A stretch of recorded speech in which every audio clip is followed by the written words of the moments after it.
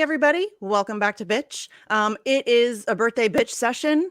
I am Comrade Misty. Today is my birthday, and also my friend Meg is here, and it is her birthday too. Yay! So we're birthday sisters. We're going to have a birthday party. So joining us right now, we have Tara Reed. Somebody else just popped in, actually. Hi, Tara. Hi, happy birthday, both of you. Thank you. Yay. Oh, Jesse's here. Jesse's here. Also, Steve is here. Hello, Steve. Thank you for coming to my birthday. Again, happy Easter birthdays to all to whom that applies. and a very, very merry unbirthday to you. Yes. Where's your kitty? Where's Kitty? Oh my God. They're everywhere. Hi, Jesse. Oh, hi. Nobody's down here right Jesse, now. Jet live from the trap house. What's up, brother? How's everyone doing? Jet. Oh, you're playing tunes, right? What? I might. Yeah. If Misty wants me to, I'm not trying to hijack the show, but I told her if she wants something, obviously I am.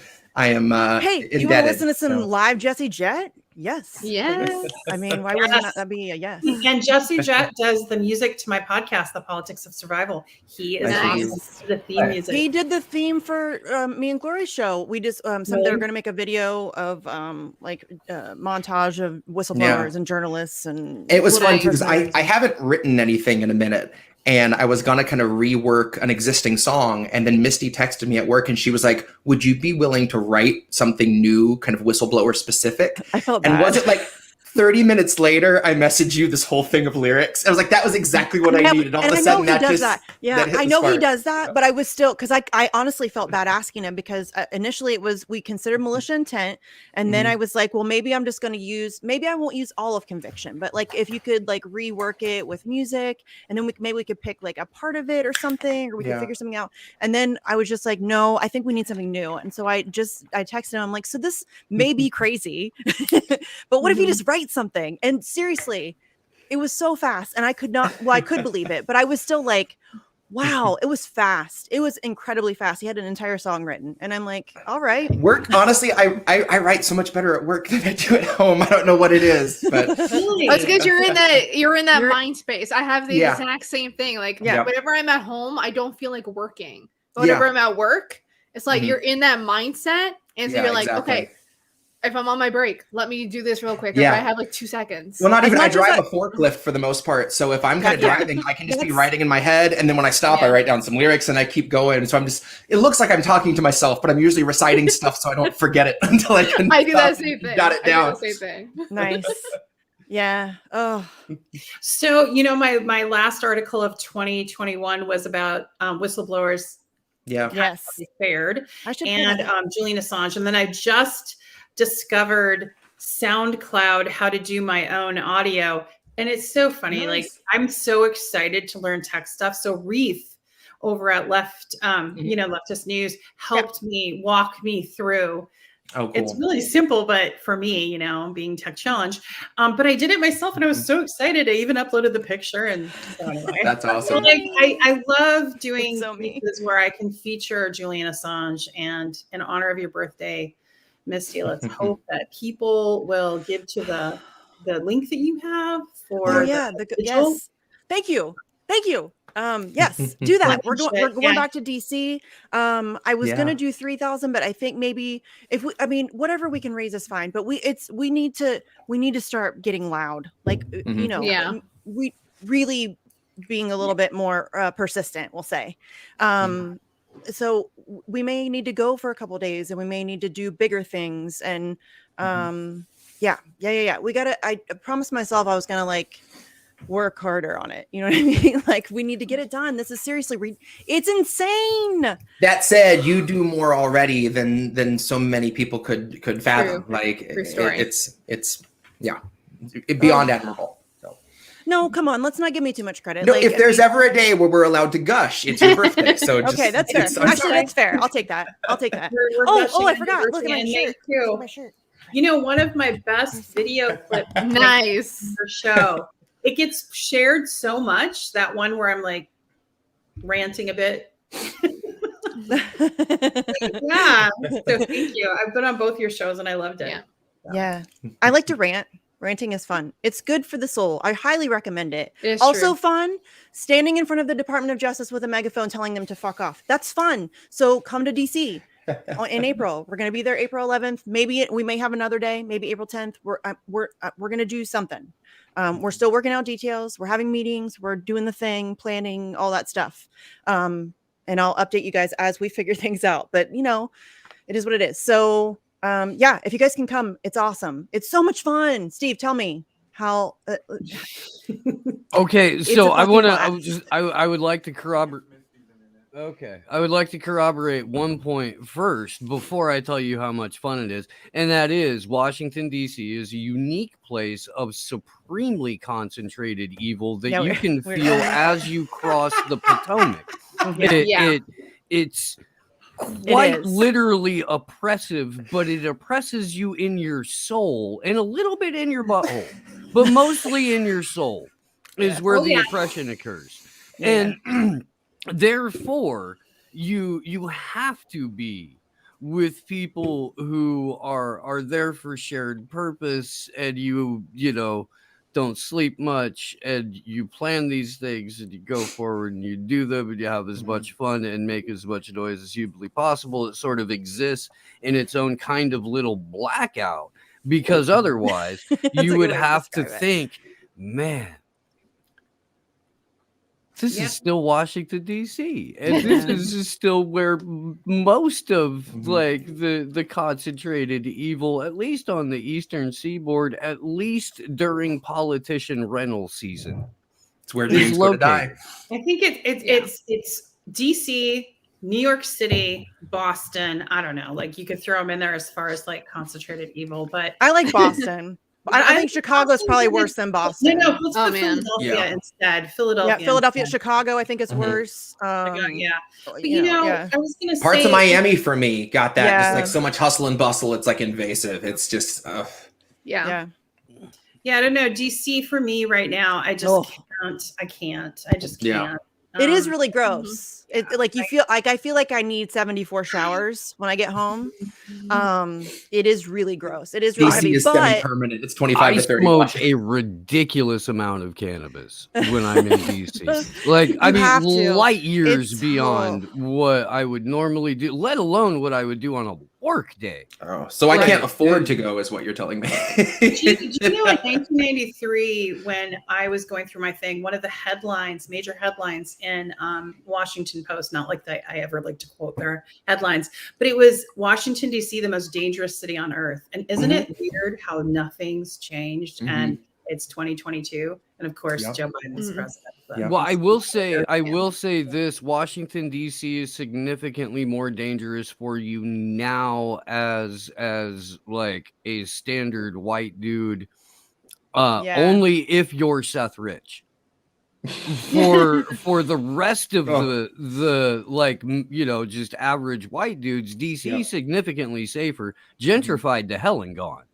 Like back in the day, it was rough. That's what I remember going to DC. It was a lot more fun, frankly. It was a lot more fun. It wasn't so much fun for me, but that's my experience. And that's like in terms of like what has been done through, I guess, sanitization by city council or by local ordinance in terms of removing the overall, I don't know, city from a city, like horrible things. DC's its own entity. The DC, the City of London, the Vatican, they're like nation states inside of countries that don't operate under the same laws as the countries in which they reside. Those kind of places are always going to be a nexus of criminality and the most depraved people on the planet. And then also people who genuinely want to affect a change in the world and think that that's where they're supposed to go to do it because that's what the marketing says. So when I was a young staffer, I thought that's exactly where I should go to start my career. We all know how that turned out. So I was gonna see, did you guys see the latest live by POTUS? He just made a speech in Atlanta. He said he was arrested for civil rights.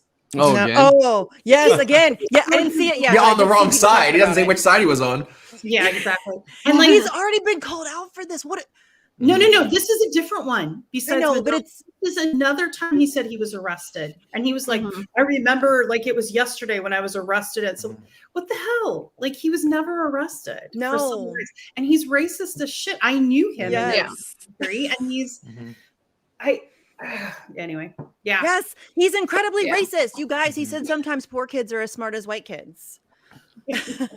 I know swamp Yankees. I'm friends with a couple swamp Yankees to this day. I talked to one of them on the phone. He's from New London, Connecticut. That whole pocket of the Northeast, swamp Yankees. The thing about swamp Yankees is swamp Yankees don't like black people. Joe Biden, because he had to make a deal, loves the Jews. Said if Israel wasn't created, they would have to create it on the floor of the Senate. And that's, that's where he differs from a significant portion of swamp Yankeedom.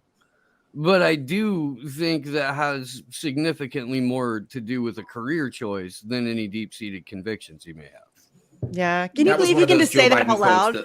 He can just say that out loud and nobody blinks. That was one of those quotes that stuck with me when I heard it. And that's actually, I used that at the beginning of my my Palestine song, is that quote. He says, it's the most important $10 billion investment we make. Were there not an Israel, the United States of America would have to go out and invent an Israel to protect her interests abroad. And that says so much. And again, the fact that you're willing to say that out in the open.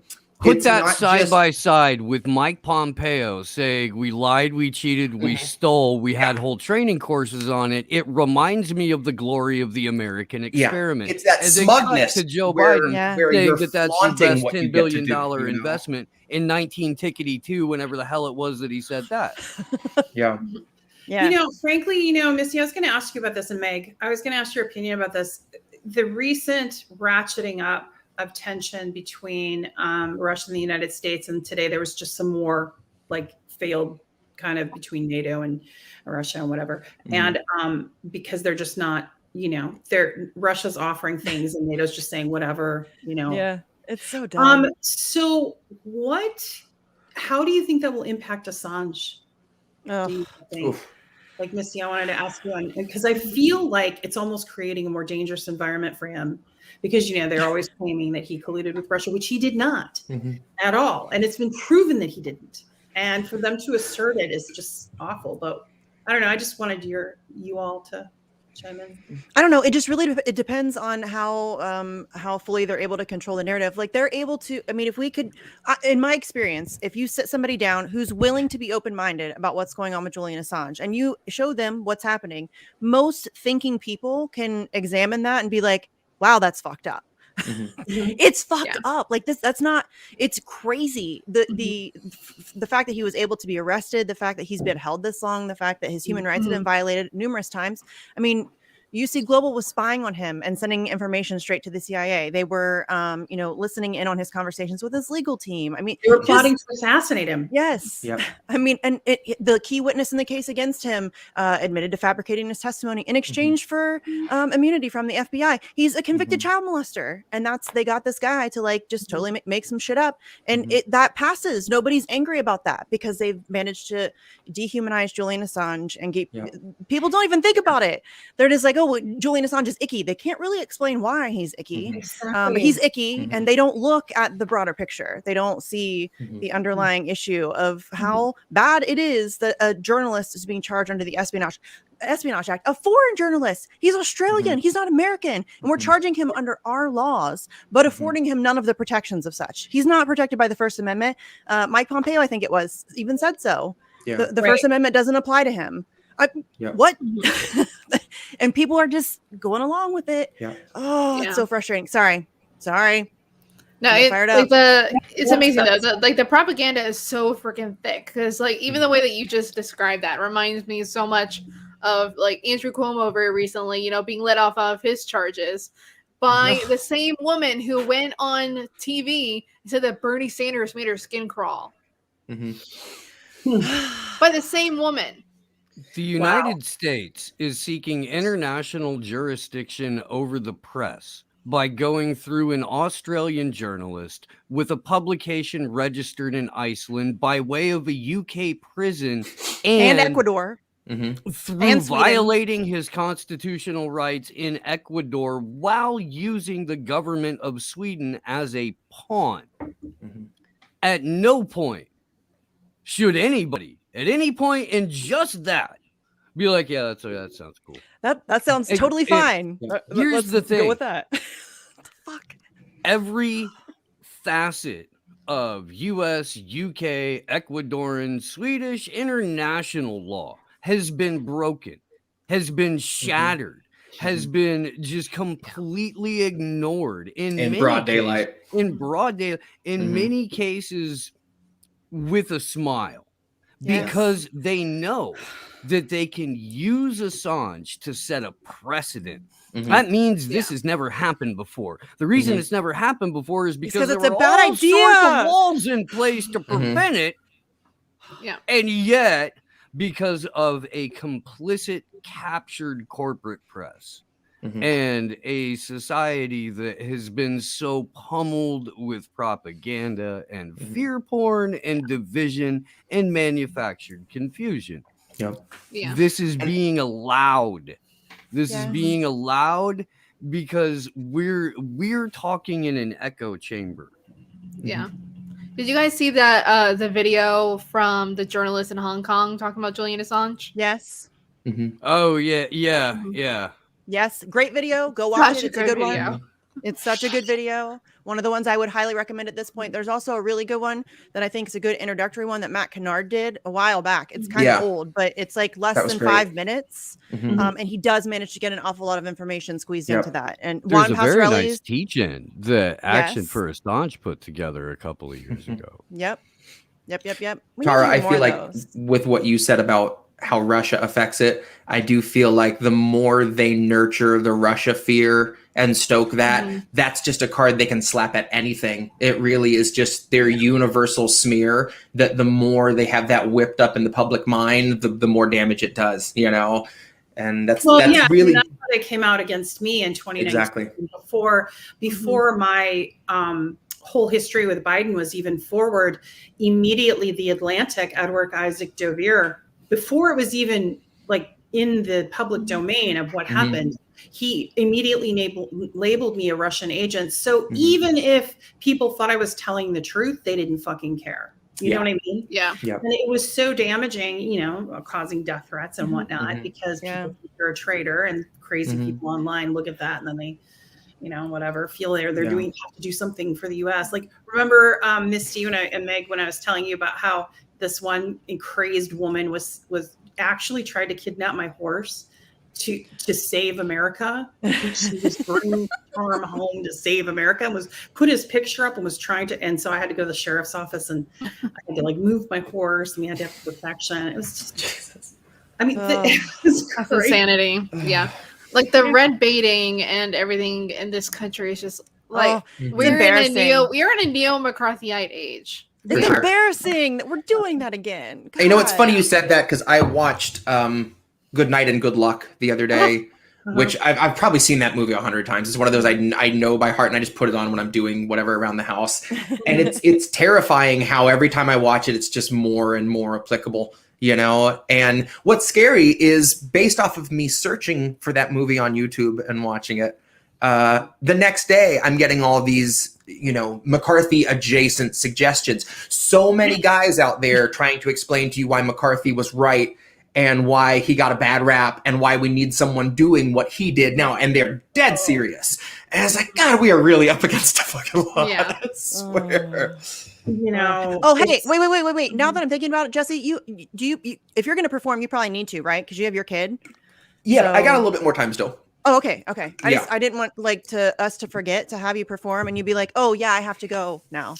These nights where like it's your birthday. So what are your what are your wishes, Meg? Go ahead, Meg, because I don't make wishes. I put out a tweet earlier that was like, okay, my wishes for this year: Medicare for all, cancel student and medical debt, a Green New Deal, a $25 minimum wage, free Assange, obviously, and just all the things. General strike. I would really love to see a general strike this year for my birthday. Please, guys, let's have a general strike this year. Let's get ready for one first, though, because that's we got to be ready for that. You can't go into that half-minded. You know what I mean? You have to go in ready to not give up, because if you lose, it's over. You know what I'm saying? Yeah. I don't think there's just there are so many things that basic things that we just need. Like I really wish that we would focus so much more on social reproduction rather than capital. Because social reproduction, you need social reproduction in order for capitalism to exist. You need it. Like things like healthcare, things like education, things like being able to parent your children. Like there's so much of this stuff that we need. Housing. I think if we take care of the system, though, Meg, I think that because that's really what it is. Like those are all. I mean, it sounds terrible to say, but almost superficial when it comes down to it, because we're dealing with these unbelievably corrupt forces, who are all working for the same people essentially. But there's something else. There's something else beyond all of those. Like they're very good at like keeping us distracted. It's so much. You know what I'm saying? It's so much. Oh yeah, 100%. Like there's like the distractions that people are focusing on.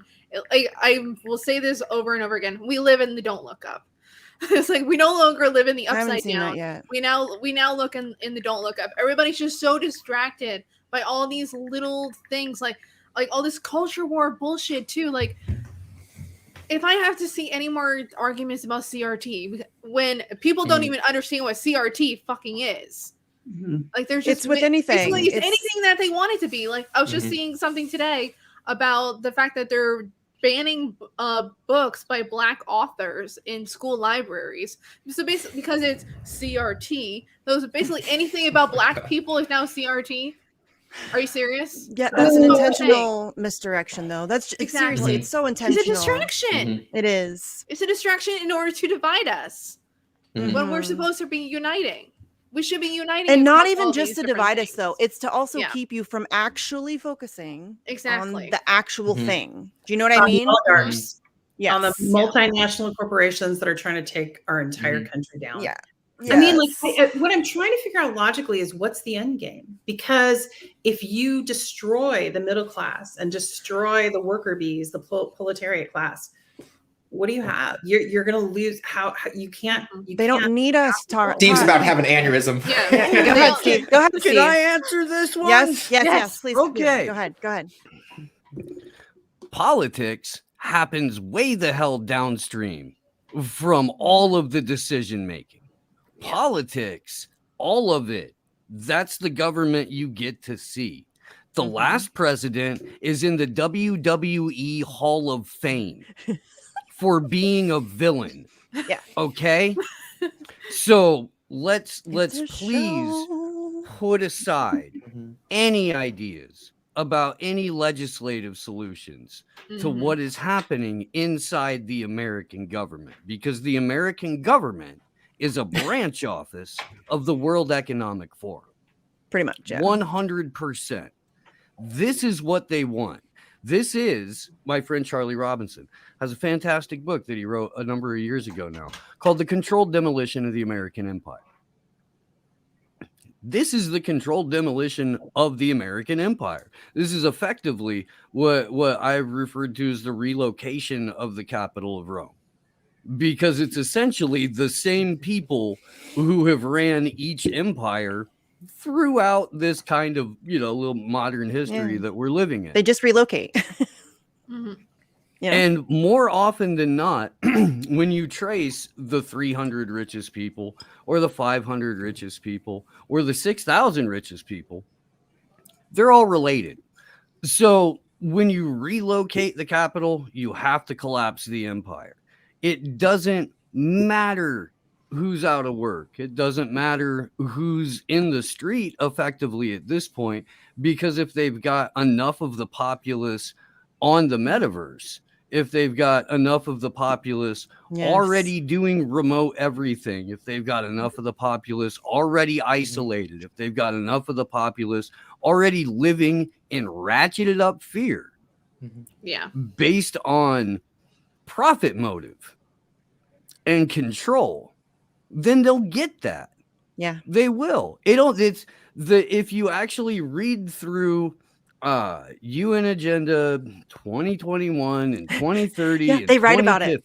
If you read through all of this, if you read through the national security, NSCIA, National Security Council on Artificial Intelligence reports, and you read through all of the global health strategies and these kinds of things, they're telling you years and years and years in advance, this is what we would like to do to society. We would like to get everyone remote. We would like to get everyone onto the blockchain. We would like to get everyone on a universal basic income that we control. We would like to get everyone fully dependent on a social credit score and on a social credit system where you're earning good points for basic privileges, basic human rights. The testing grounds for all of this don't have to like each other, don't have to get along, can in fact be full of real human beings who have real personal petty issues with everyone and maybe get along with people just fine and lead ordinary human lives. And when they're called up to serve their country at the behest of a banker, at the behest of a defense contractor, they're damn well going to do it because they have bought the marketing. Mm-hmm. Propaganda works. Yes, it really does. Yes, it does. Way too well. What they want is as much of the population as possible in a smart city on the Internet of Things, becoming the Internet of Bodies. Yeah. None of this is anything out of pocket. There's fucking video on it going back 20 years. Yeah. Where this is meticulously being discussed, planned out loud. And sorry, this is not a conspiracy I have to say theory. real quick, Internet of Bodies is such a good album title. I'm just taking a minute to process that. It's ridiculous. You gotta have Klaus Schwab on the album cover. Ask Hal Hefner or ask Whitney, because I think she owns the Image now. But Hal Hefner's picture of the They Live Klaus. Yeah. You know the one I'm talking about? Yeah. Hey, Sharif. Hey, guys. Hi. And happy birthday to everyone else. To everyone else. There was somebody else on Twitter. Who was it? Oh, I'm so bad. Sharif. What's up, guys? How you doing? Good. Oh, man. We're solving world problems for their birthday. What are you doing? We are. It's gotten very deep. It's supposed to be like a party. We're talking we got a lot done in 30 minutes. I knew that was going to happen. I knew that was going to happen. Also, you know what? I was like, let me not prepare. This is probably going to be a party. No, not at all. Nope. We were very deep there for a minute, you guys. We should lighten up. Lighten the fuck up. Jesus. It's my birthday. I don't want to think that everything's fucked, you know? It is. Yeah. I mean, if there's one day where you don't think that, right? People tell me all the time that I'm too negative. I'm ruining my son right now, actually. I'm a hella pessimist. Around. Yeah. I'm ruining my son. I'm ruining my son right now. He's 11, and I'm already telling him about capitalism and about this system, and it's ruining his life, and he's getting depressed each and every day. The other day, he literally told me, he says, "Daddy," he said, "I wanted to punch something, and I don't know why." I said, "Is it because of capitalism?" He said, "Yeah." Get his head down. That's funny. So funny. Yeah, man. I made my kids start watching Riz's meditation videos, and he loves it now. Yeah, and he meditates now. Nice. That's awesome. I just started meditating. Totally it's all because of Riz. I can't meditate. I've tried. It's all it takes practice. I cannot. It's not something that anyone can just pick up and just do. Yeah. You guys, so I've talked about, I have severe ADHD. My brain is, I can't. I've tried, honestly, because many people have told me that it could help. And so I have genuinely given it effort. You need to get about 3 months into a microdose regimen, and then but I'm lazy about being consistent. Well, okay, so I'm not the same way, Missy, because I'm also ADHD. Okay, I can't remember to take anything. No. If you hold on, Meg. If you can write a tweet, you can write a journal entry, and you can do that with your microdosing. Go shut up now. Okay, but like, Meg, it's kind of I all the time. I wake up and I can't remember if I took my ADHD medication, but I need my ADHD medication so I can remember to take my ADHD medication. Yeah, like it's this vicious cycle, and is that like that for you too? Like that's I mean, granted, I'm not on ADHD medication. I'm not anymore either. But I am on, like, I have a pre-existing condition from when I was born that I have to take medication for every single day. I can't remember to take my medication. I can't remember. And it's not that I don't want to. It's not that I don't want to. I really, really do. I want to be able to be productive, but I just can't. Yeah. No matter how hard I try sometimes. It's not that I don't want to do things. It's just. Do they just prescribe you with medication, or is it like it's a spectrum thing? What do you mean? What I mean by that is, do people who have different levels of ADHD? Oh yeah. Okay. Yeah.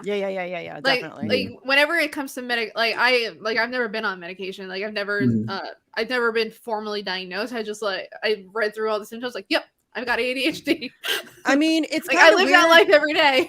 It's kind of weird that we make it such a negative. I mean, it's not always a negative. Right. I just don't function in the same way as some other people. Exactly. Like, we're neurodivergent. Yeah. Right. You know. I mean, I think that's primarily linked to our school system. So if you don't fall in line because you can't be like it's harder to control. Well, it's different for girls though, at least in my experience. I think that and I think that's why it's underdiagnosed in girls. Here we go, getting deep again. But it's underdiagnosed in girls because for a long time the diagnostic process was heavily skewed towards how it presents in males. Right. And girls were just better at masking. Real talk. Right. A big part of why I ended up being homeschooled was because I had Tourette's syndrome, and when I tried to go to kindergarten, I was in Panama City growing up, and you have something like Tourette's syndrome, they kill you with sticks. Wow. Jesus. Wow. That's crazy. That's crazy. Yeah. Wow. But it is true though. Like I went through most of school because I'm naturally smart. Like I could be the one who could write a paper like the night before it was due and it was still getting an A. So my mom was like, I'm gonna homeschool. But I mean, I had such bad inattention, but it didn't I wasn't hyperactive, so they never thought that I had ADHD. I was able to get through school, graduating with honors. Yeah, but I did not do that. Struggle, but nobody knew. I struggled, but nobody knew. Yeah, no, because girls are better at masking. I mean, I just think that that's a consistently observable thing. Yeah, and I suffered from really bad depression too at that time too. Yeah. Like to the point where I was suicidal at one point. I was so bad. Yeah, I think that's a lot more prevalent than we even think. I think, and it's worse. It's worse now, I think, because of this, the ridiculousness we're overstimulated. Right. We're so overstimulated. No, right now it's like everybody's being isolated. And you know what I mean? And terrified all the time. Like there's constant fear mongering every day. Yeah. Like every day, don't go outside. Don't go outside. Like it's dangerous. This you can is die. So this is directing people to take their chemical stimuli and their, pleasure responses through dopamine and dopamine only. And that's what the overstimulation is, especially where the interwebs are concerned. And while you're isolating, that's basically what you're told you're allowed to have for stimuli. Dopamine always costs money.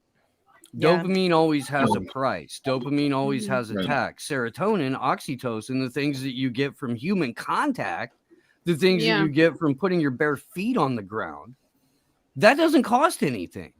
It doesn't. That's free.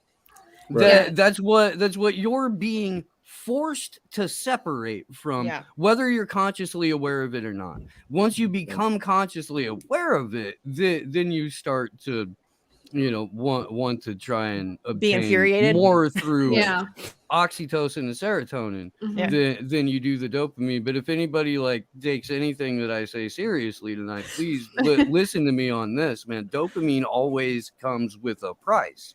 Yeah. It's almost like you're saying that, powers that be want to medicate us. Yeah. Yes. I mean, yes. that goes back to what I talk about a distractions permanent too. and everlasting customer base. Yes. Void completely of any immune system, whether it's doesn't come pharmaceuticals from a factory. A fun the reason you have Tourette syndrome is from an overproduction of dopamine. So my brain is just cranking it out. So I'm just in a constant state of self-gratification. Twitter doesn't affect me the way it used to. That's funny. But it's funny though, that goes right back to that point I was making earlier about distractions. Because that's where we get our dopamine hits. And so it's like, okay, I got my little self-gratification by posting on Twitter or on Instagram. No, I'm good. Like I can just keep on feeding that, not realizing that that's where you're getting fed all that propaganda and all the shit that make you basically manufacture your consent to go along with hegemony. What am I missing that I don't get that good feeling? Like for instance, when I post on Twitter or whatever, I mean, I'm literally doing it just because I write and I have to promote the work. And then I just was promoting Misty's link and sharing it. Thank you. Thank you. I'm going to drop that in chat right now. I'm going to drop it in chat. I forgot to do it earlier. Yeah. We talked about it and then I forgot. Yeah, it's okay. And so I guess what I'm trying to say is I always feel, I don't know, almost like it's a chore. No, me too. I could see a negative sense of expectancy with it. I mean, me too. I'm usually lucky to have good interactions, but when I put out my angry Ken Klippenstein song, I got 300,000 hate views for that, and just some of the most brutal stuff coming out of the woodwork after me. And I remember opening my phone and it would be 20 plus. Yeah, not 20 plus. You know how his stands are, Steve. Yeah. Seriously. But only brutal. minimally because I don't Twitter like you guys Twitter. No, but I mean, what Tara does. I promote the shit and then I fuck it. Yeah. It was in 2 days. It had 300,000 views, 400 comments, and it was the trenches. It was a taste of what it would be like to be someone that has to face negative people on Twitter all the time. Like and Tara, I'd see the 20 plus and you're just like, oh God, I don't even want to fucking look at these, I can't imagine if the majority of my interactions were like that. I would see that and I don't even want to look at this. I don't want to, but if you are trying to get a message out and trying to get your story out, you have to slog through that, which is another reason I have immense fucking respect for Tara, is because that's what she's up against on a daily basis. And she hasn't stopped. If anything, she's just gotten more fierce, and it's fantastic. It's absolutely fantastic. The more they say don't be on RT, the more I'm like, oh, I'm going to be on RT. I know. I don't understand that. Those people are so dumb. Like CNN's any better? Fuck off. Yeah, right. Right. Exactly. Get out of here. It's so dumb. If someone will give me a platform, obviously, if it's some Nazi, I'm not going to go on your if you're willing to have me on and come talk, for the most part, I will come on and talk. The opportunity, I'm not getting your message out. I'm getting my message out. And RT's amazing and they're wonderful because they never use me as clickbait. Never. Before I even started doing op-eds for them, they always treated me with dignity. They're one of the few outlets that did, and that's what drew me to them. They also, you've got Chris Hedges, you've got Lee Camp, you've got some really brilliant minds over there writing and doing things. And by the way, Dennis Miller has a podcast on RT.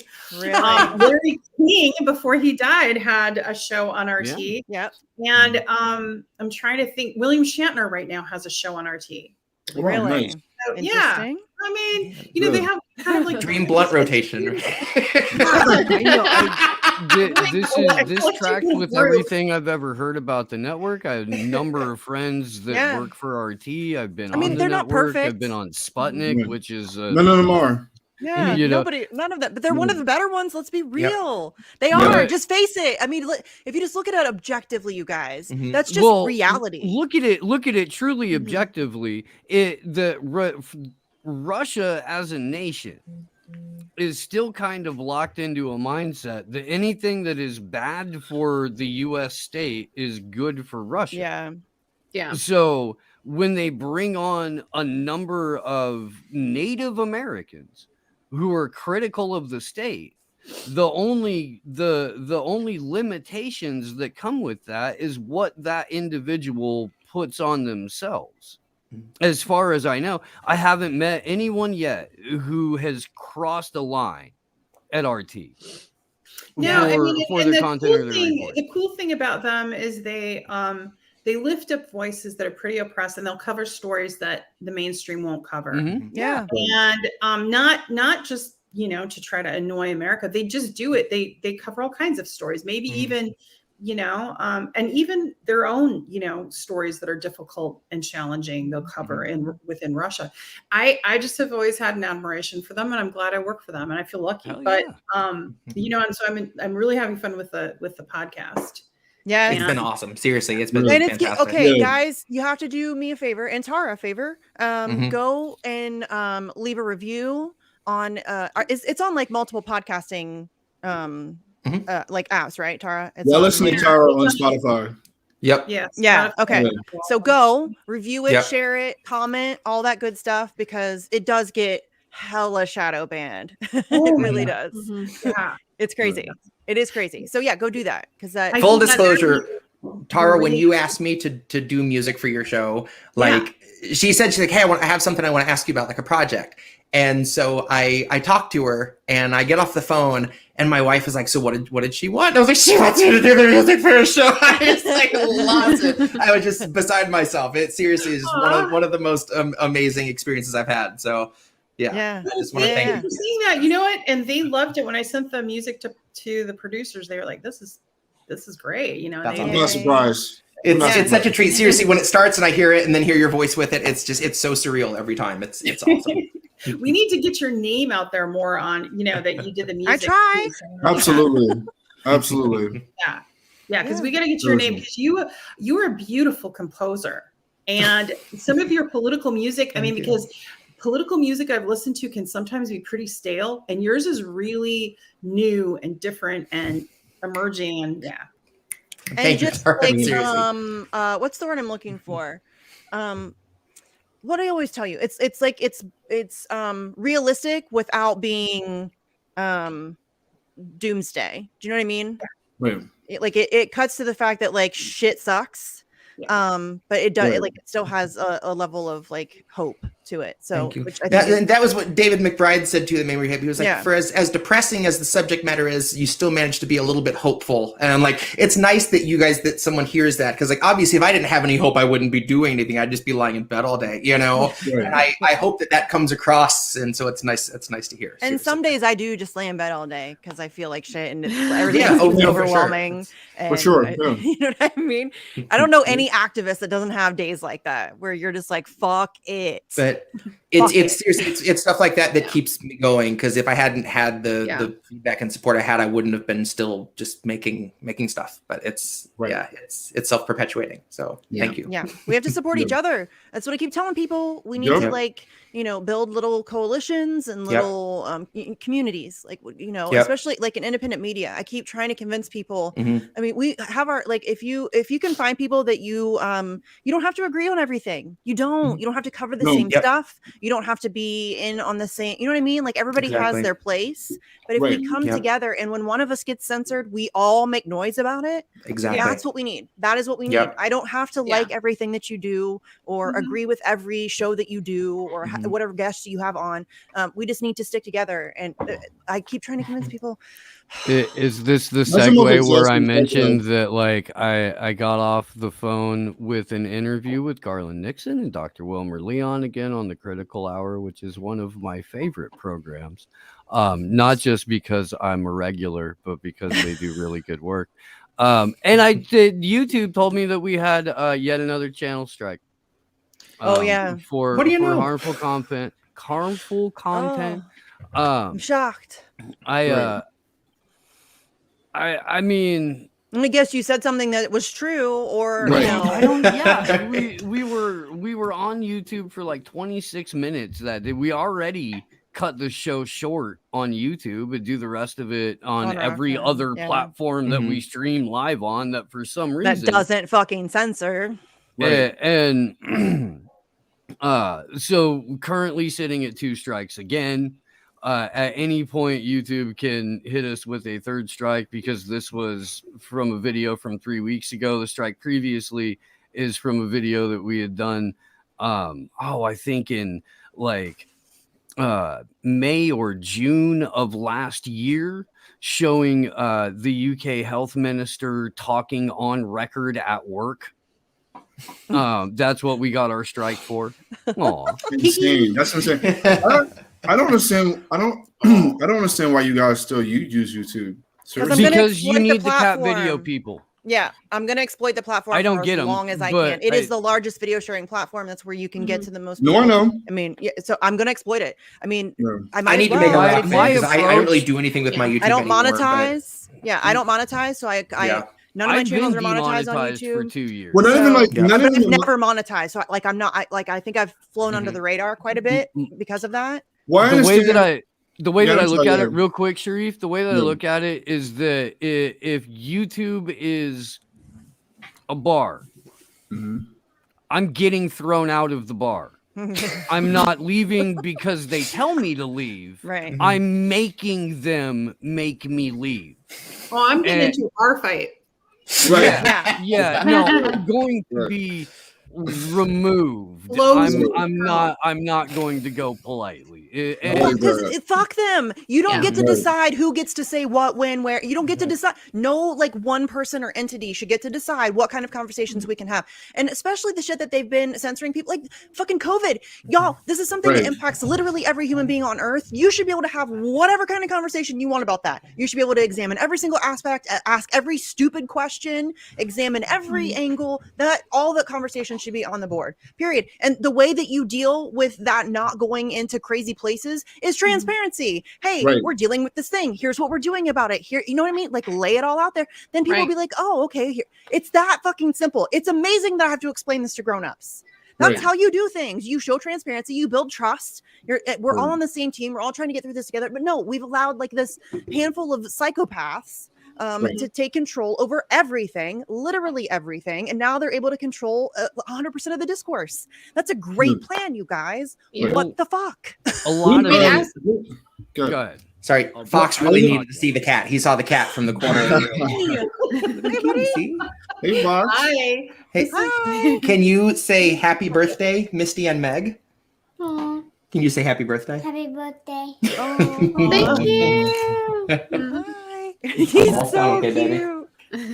Do you want to perform something? I don't even care. You pick, or you guys pick. I mean, no, Meg, if you want, I don't have to. I was just saying if you wanted something let's do that. Meg, I'm do you want a birthday song? I would like a birthday. I love live music. That's the thing, man. No pressure. Do it. No pressure. Well, Misty, it's your birthday. What do you want? Dude, I don't even care. Honestly, you could play Militia in Town. I know that's like a crowd favorite, so I should like just say that because that's what everybody will be in the chat shortly doing that. I'm sure. I'm sure. Just a second. I'm sure that's going to be the thing. I love that. Yeah. Awesome. Yeah. So to go off of your point, Misty. I have to feed horses in a minute after I listen. I've got horses to feed. and horses scare me, honestly. I'm a little bit afraid of. I'm not kidding. Like I love them. They're beautiful. I love to look at them, but being near horses or on a horse, I get a little bit nervous. Just because they're so powerful, I think. I don't know what it is. It's just we will somehow get you out here to where I am at, and we will have some horse time. Which is weird because I come from like a long line of people, like horse farmers. My aunt and uncle had like a horse, or they did. They a little bit older now, but yeah, lots of horses in my life. I'm still scared of them. My mom had horses. Yeah, crazy. I'm allergic. So. Sleepy Josh, Telmo and I said thank you. Sleepy Josh is lurking. His microphone sucks balls, so he's hanging out. We love him anyway. Yes. He'll have a microphone tomorrow afternoon. Yeah. He's just a creeper right now. And Sleepy Josh the creeper. Henceforth will be down one excuse for not participating. I think I have another microphone. Somebody needs one. My cat was not actually wishing you happy birthday. I'd like to say he was, but it's time for his wet food, so he's just like up here. I wish my cats would come down here. Usually there's at least one. Nobody's down here. Yeah, we can meet one of your kitties. If my kitty can meet your kitty, and we'll see. My cats are generally pretty cool with at least each other. Yeah. They've always been really cool. And they've come into my life at different ages, times. Yeah. So yeah, I have one dog. Both my boys are asking for a cat. Both my boys are asking for a cat and a dog. Oh. We just got into a place where we're allowed to actually have pets. Nice. Sharif. Awesome. Cats are pretty easy, Sharif. I won't lie. They're pretty easy. When I was a kid, I had a cat. It traumatized me because my dad killed my cat. Oh, dude. Yeah. So for a long time, I did not want another pet. Yeah. I'm sure that was traumatizing. Then. They're a little bit more work, though. Dogs are a lot of work. A lot of bit more work. For sure. Yeah. I have two. We're definitely gonna get one. We're gonna start them off at puppies. Cool. Yeah. Or maybe get something like a rabbit, or they're pretty easy. They definitely don't want anything that we can probably cage. They definitely want a dog or a cat for sure. Okay. Yeah. You're not gonna bird. Whatever you do, do not get a bird. You're not gonna bird. Yeah. No birds. No, I'm learning that from my mom because my mom has a canary in the house. Oh. Yeah. Too much maintenance too. Yeah. Nope. And I didn't know you had to bathe the bird too, so I didn't know that. Yeah. Which is interesting. I'm not interested. Yeah. I don't know why. Birds are. Yeah, they're a lot. No fans. I just think birds and rabbits should be free. There's certain animals that just need to be free. Yes. Look, there's a tiny Sharif in my guitar. See? Hi, tiny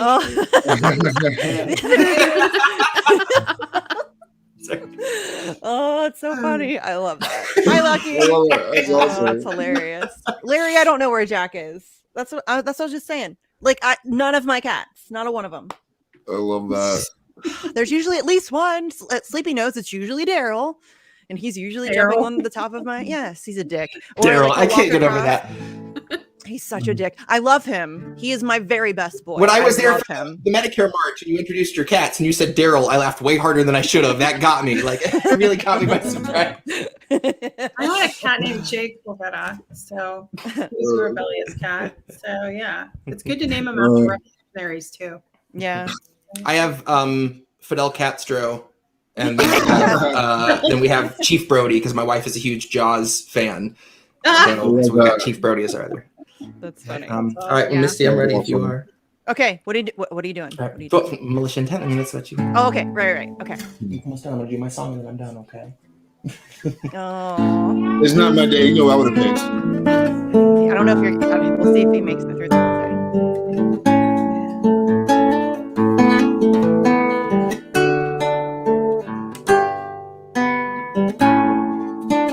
Can keep giving us nothing and think we're bluffing about coming for your hands. Why play civil when you wouldn't listen to 50,000 died? And now we know our mission, we form a militia, make Congress a prison.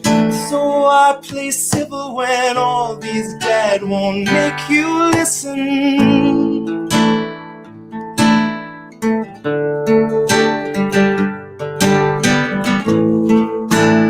What's more American than slaying your oppressors?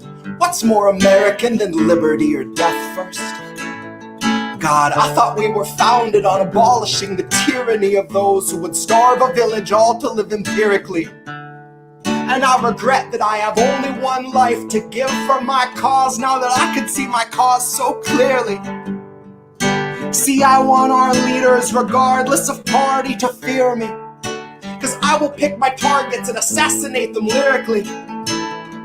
See, I will bring them out into the town square, hook them to the pillory and leave them there. And Hillary, I'll see you there.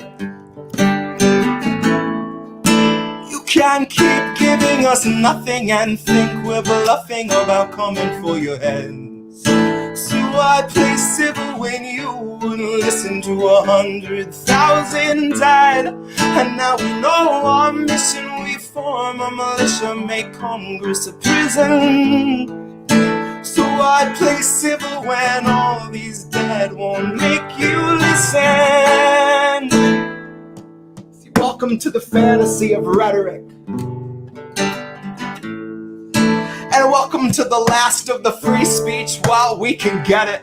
And I promise you can get it. All you corporate Democrats, second wave Confederates, GOP illusionists, and neo-Nazi bureaucrats. And Stephen fucking Miller, I will see you in the aftermath. When all the laws are dust, there's just moral justice after that. And I would hunt you through the wasteland if it comes to that, just so I could rub you in the dirt like a cheap human Brillo pad. I could sleep fine when my bed is burning, Stephen, but I turn around and run into the blaze to get my pillow back. Long as I can lay my head down, I can live with that.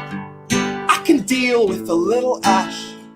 I could feel like a little of the old in my bed and the rest of the past.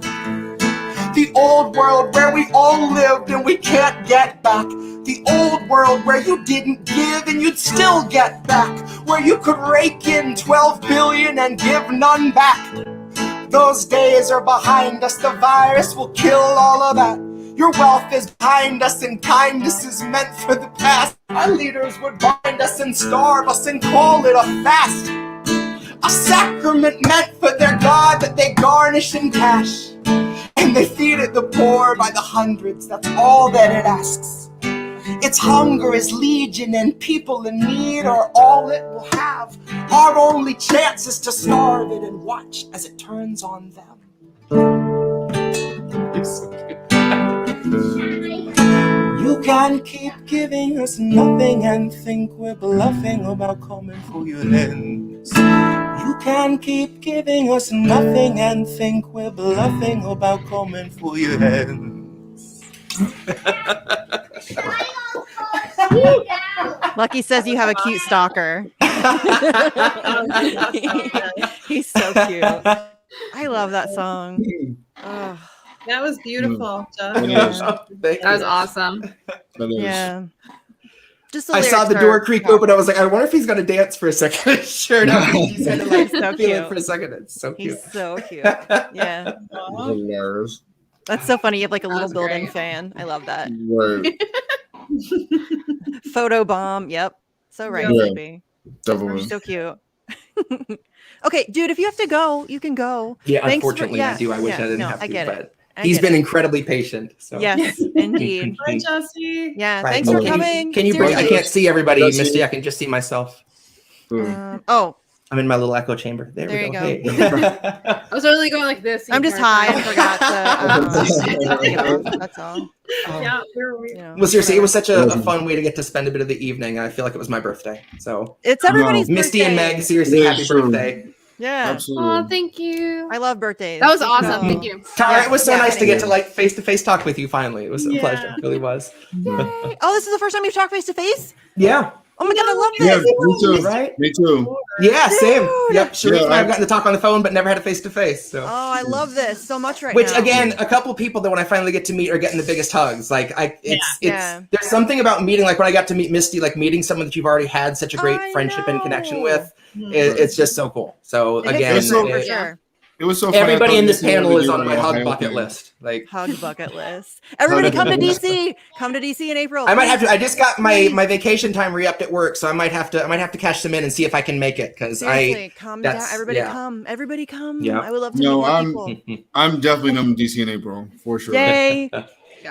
I've got to go All right. feed horses. Okay, Tara, thanks for coming. Thank Love you, you, thank Tara. Thank you, thank you, thank Love you. you, Yeah. Tara. I'll get a hold of you soon. It was Okay. very nice Okay. to meet you.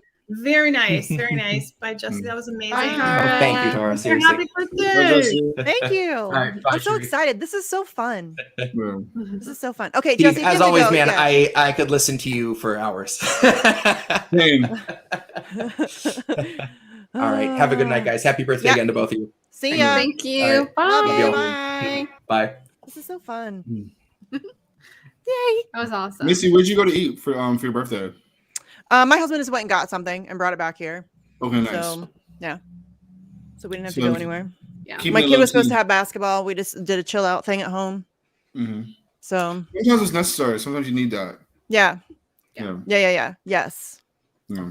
For sure. Yeah. Because sometimes you just don't get that. I know I don't get that all the time. No. And my No. husband's went, like, not even kidding you. I think last week he worked nearly 100 hours.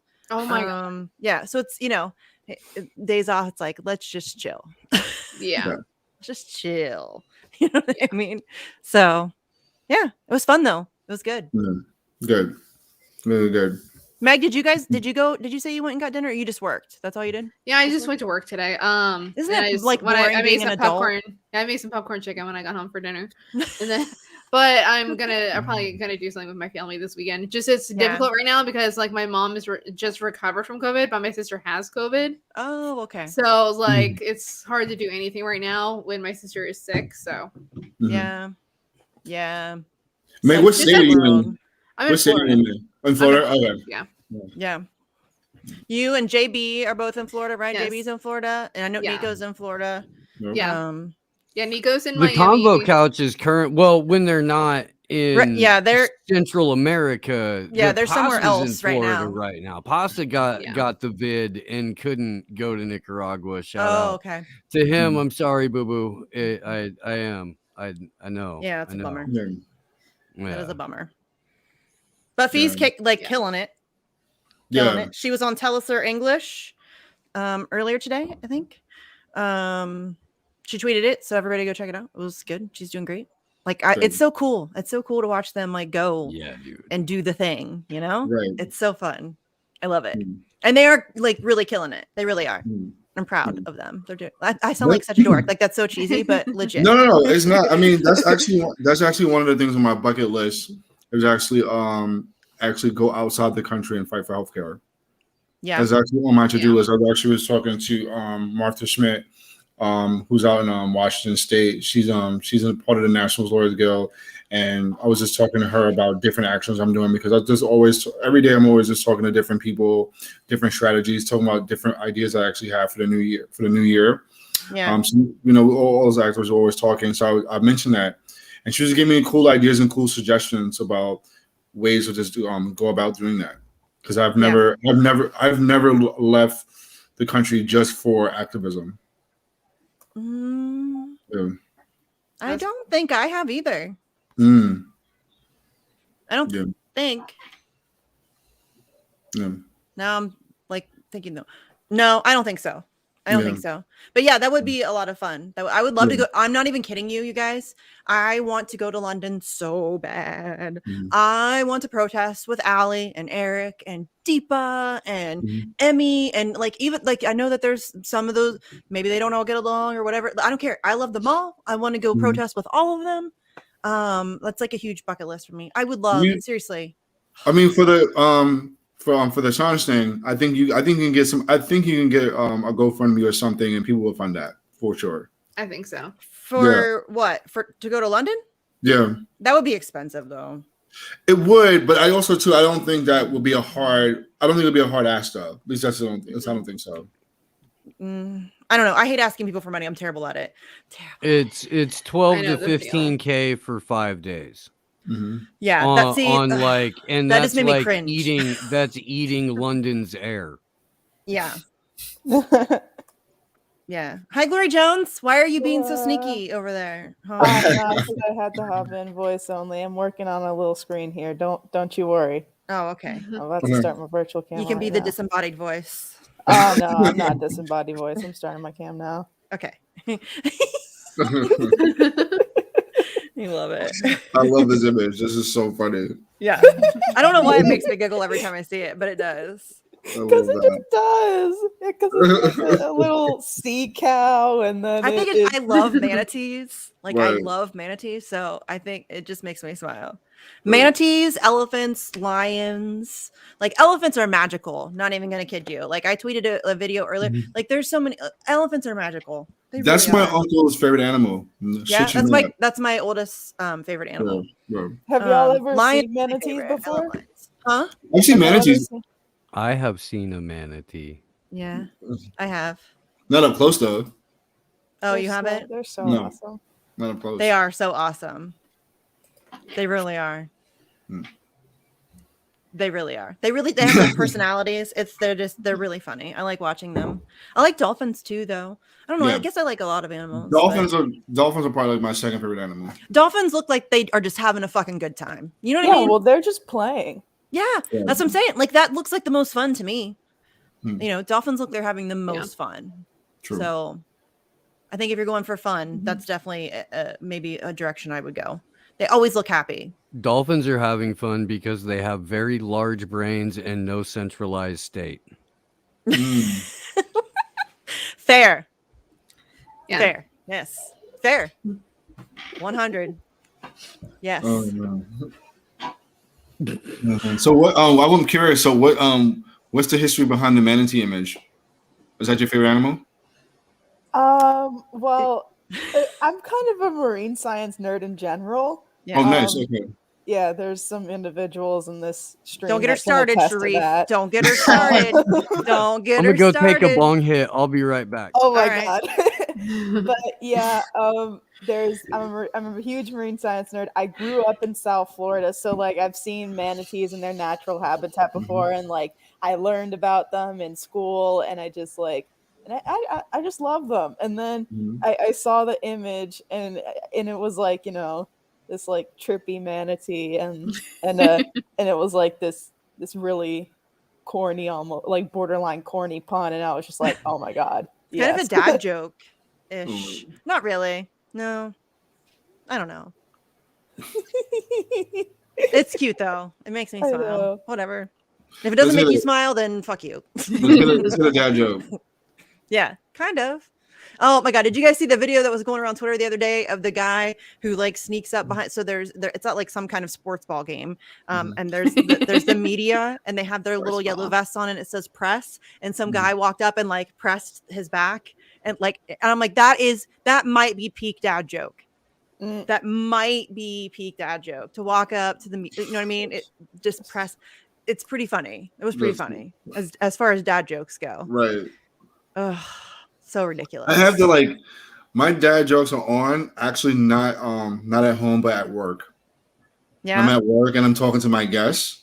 Then my dad jokes kind of come out. I can't like naturally say a dad joke. Someone says on cue, give me a dad joke. Will never be able to do it. Yeah. I have to be at work. I have to be on. I think it's because I'm literally like, it's like me being on stage almost, like I'm performing. Because you're a server, right? Yeah, I'm a waiter. Yeah. Yeah, I did that for a very long time. Yes, right.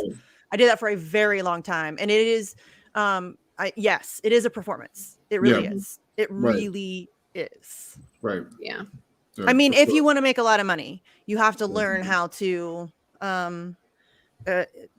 gauge an audience, not an audience, but like each table is different. Like you have to try to figure them out. You have to try to figure out what they're going to be, what they expect of you. And if they want you to talk a lot, if they don't want you to talk a lot, if they want you to hover over them, they want you to just back off. Like you got to gauge people. It's like a whole game. It really is. It is. I love, honestly, it's going to sound crazy, but I love the restaurant industry.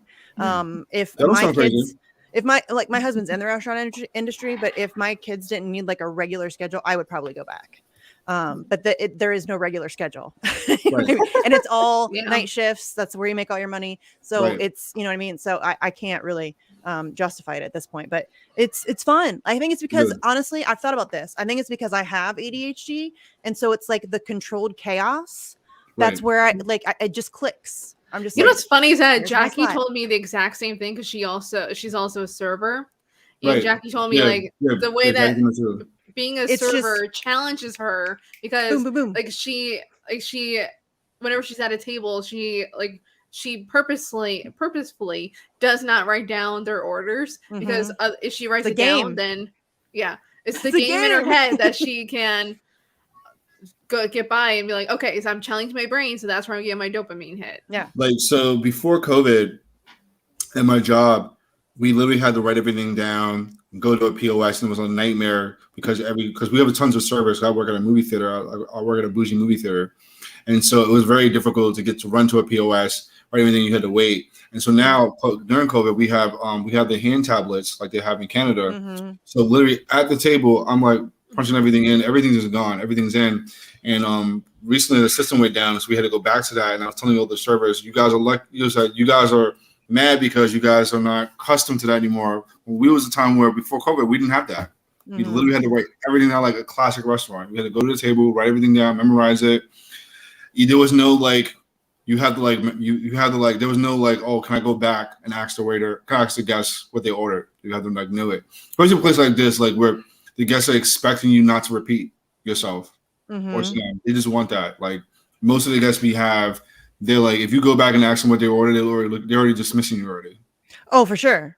Right. For sure. And what I'll tell you what does suck about the restaurant industry, it's one of the only few professions where somebody else can fuck up and you have to take the blame for it. So like if the kitchen fucks up, it's your tip that is going to be impacted by that. 100%. And that's not to like, I love kitchen staff, but that's just the nature of it. That's just, right, and it's also one of the only industries where if you're having a bad day, that can count against your income. Because if you go in there and you're in a shitty mood or like you're just having a hard time getting it together and you're forgetting shit and you know, you're all over the place. Like everybody has those days that impacks your income for the week. 100%. I can't think of another, you know what I mean? Not enough people take that into account when they're tipping. I'm like, because even when like, you know, like my family would get a shitty waiter, or waitress, I'd just be like, but you know what? I really don't know what's going on. And like, I feel too bad. They might just be having a bad day. Yeah. You know, you don't get days off. So maybe like their grandpa died yesterday or like their grandpa's funeral was yesterday and they have to come right back to work or whatever. Like what if they're coming back from, like, what if they're flying back from out it takes of the a lot for me to not someone's, tip. It takes at someone's funeral and like it's like the second day of their period or some shit. Like, I don't know. No, seriously, like yesterday at my job, like we ran out of popcorn. Believe it or not, when movie theater ran out of popcorn. So to tell every guest, and I had a sold out cinema of Spider-Man, and I had to tell every guest, I said, guys, let us know we're short staffed. We don't have any popcorn. We're running out of candy. We don't have any more steak.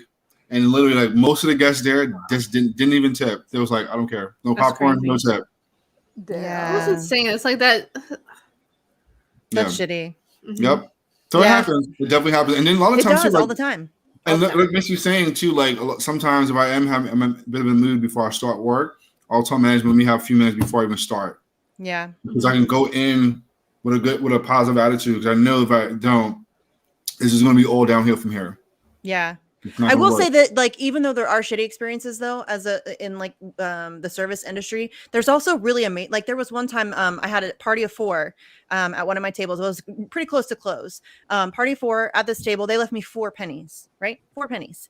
So I had a party of 2 sitting at the table next to it, and they saw that party left me 4 pennies, and they ended up leaving me $40. Right. It's like, you know what I mean? And they like wrote a note, like, we saw what that table left you. That sucks, you know. And so you do get like really amazing stuff like that too. You really sometimes. No, absolutely. More often than not, you get shit on though. No, absolutely.